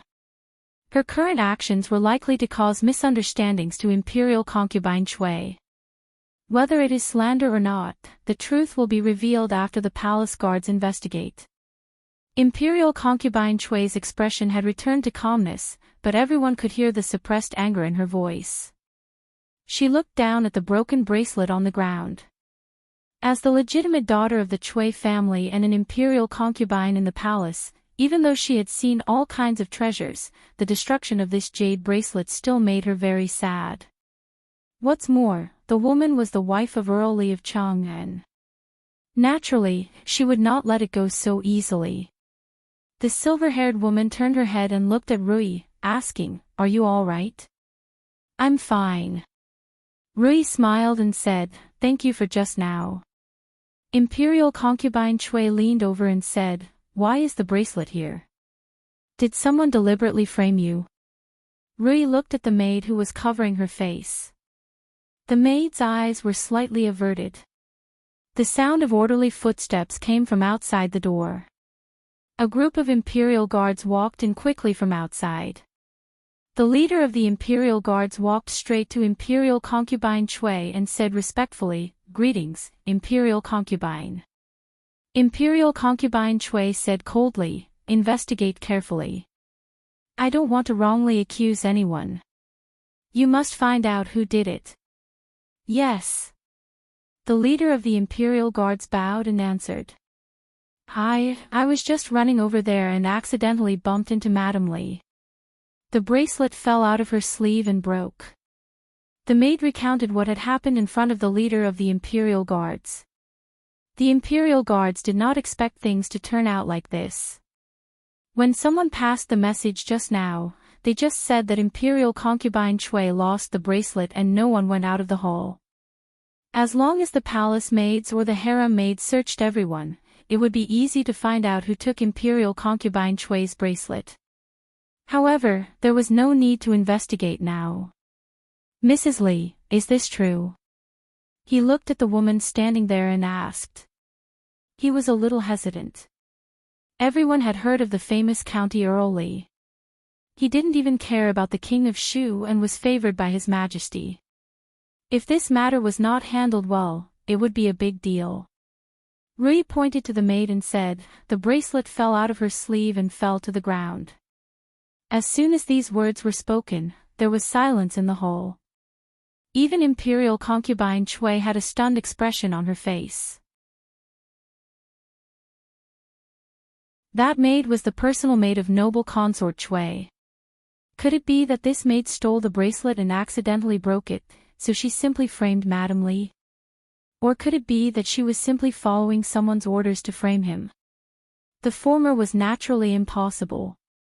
How could a mere maidservant have such guts? Once she was found out, she would not be able to survive in the imperial harem. Imperial concubine Chui's face was cold and she said, "You mean that I deliberately framed you? It's obvious that you stole the bracelet. How dare you frame Imperial concubine Chui?" A woman in a palace dress walked out from behind Imperial concubine Chui, pointed at Rui, and said sternly, "It's obvious that you stole the bracelet. How dare you frame Imperial concubine Chui?" A woman in palace attire walked out from behind Imperial concubine Chui. She pointed at Rui and said sternly. Third Miss Chen walked in front of Rui, looked at the woman and said softly, "Princess Hui, this matter has not been decided yet. Please watch your words. Princess Hui, let's wait for the result of this matter before saying these words." A beautiful woman in a palace dress beside Imperial concubine Chui also said. "Princess Hui, let's wait for the result of this matter before saying these words," a beautiful lady in palace attire beside noble consort Chui also said. Princess Hui's expression changed. Even concubine Yen stood out, so she couldn't say anything else. Although her sister was an imperial concubine, in the harem, other than the empress, His Majesty's most favored concubine was concubine Yen. If not for the Chui family, the title of imperial concubine would have fallen into someone else's hands at a young age. The guard leader hesitated for a moment and said, "Imperial concubine, I'm afraid this matter will have to be decided by His Majesty and Her Majesty the Empress. This matter involved Guifei Nyangnyang and Li Xianbua's wife, so he couldn't make the decision. The Empress was the master of the harem, so it was appropriate for her to deal with the womenfolk. Moreover, the Empress and His Majesty were in the palace on the side, so they could report in a moment." "What happened?" A voice rang out from behind. The dozen or so imperial guards consciously opened up a path. When they saw the two young men walking in from outside, many people in the hall revealed looks of surprise. Li Xianbua. The guard leader walked over and immediately said, "Greetings, Your Highness, greetings, Li Xianbua." Seeing that familiar face, Third Miss Chen's face showed a trace of a complicated expression. Rui stood where she was, while the imperial concubine walked in the direction of Li Xian. What happened? Li Yi looked at the guard leader and asked. Your Excellency Li, it's like this. The guard leader described what just happened to him. He is Li Xianbua. How did he get in? My wife did such a thing. I'm afraid Li Xianbua is going to lose face today. There was a burst of whispers in the hall, and many people pointed at them. Concubine Cui looked at Li Yi with an unfathomable expression. I see. After hearing the guard leader's words, Li Yi nodded and walked in front of the maid. The maid raised her head and avoided his eyes. She didn't dare to look at him. Slap. Li Yi slapped the maid's face, looked at her and asked coldly, Who gave you the courage? The strength of this slap was much greater than the previous one. The maid stumbled and fell to the ground, a trace of blood flowing from the corner of her mouth. The slap was crisp, and then there was a long silence in the hall. Third Miss Chen's slap just now was because the maid was disrespectful to Countess Chin. Although her behavior was a bit extreme, even Concubine Cui couldn't say anything. But County Uncle Li slapped Concubine Cui fiercely in front of everyone. Didn't he look down on Concubine Cui? How dare you? How did you get in? After a long time, a sharp voice finally sounded. Concubine Hui pointed at Li Yi, and then pointed at the guards and said, Is this a place where anyone can come in? Take him down quickly. The Secret Bureau is ordered by His Majesty to maintain the security of Hibiscus Garden tonight. Concubine Cui lost her bracelet, so we have to investigate it carefully. Li Yi took out a plate and looked at the woman in the court dress and asked, Auntie, may I ask who you are? Auntie, Auntie. The woman in the court dress opened her mouth and blushed. Pfft. Several young women in the back couldn't help but cover their mouths and laugh. Don't be rude. Third Miss Chin stepped forward and looked at him, saying, This is Concubine Hui. So this is Concubine Hui. My apologies, my apologies. Li Yi glanced at the woman and then cupped his hands to Concubine Cui, saying, Concubine Cui, don't worry. The Secret Bureau will definitely investigate this case clearly. Concubine Cui glanced at him and asked, Oh, how are you going to investigate? Li Yi pointed at the maid and said, This bold *TCH dared to steal Concubine Cui's bracelet and put the blame on others. Concubine Cui, don't worry. Even if she doesn't confess now, she will confess everything when she arrives at the Secret Bureau. Many people in the hall were stunned by his words. Li Xianbo was really unreasonable. He made a conclusion without even investigating. Whether the maid did it or not, when she arrived at the Secret Bureau, it was not up to her whether she confessed or not. Wasn't it too obvious that he was protecting Madame? It was said that Li Xianbo was arrogant because of the favor. Now, he even looked down on Concubine Cui. You're tuning into the LoveLore Library YouTube channel. We're so grateful for your support, and don't forget to subscribe to join us on this incredible journey through captivating stories. Your generosity through donations truly makes a world of difference, as it's the primary source of revenue that allows me to expand and enhance this channel for you. Thank you from the bottom of my heart for being a part of this adventure.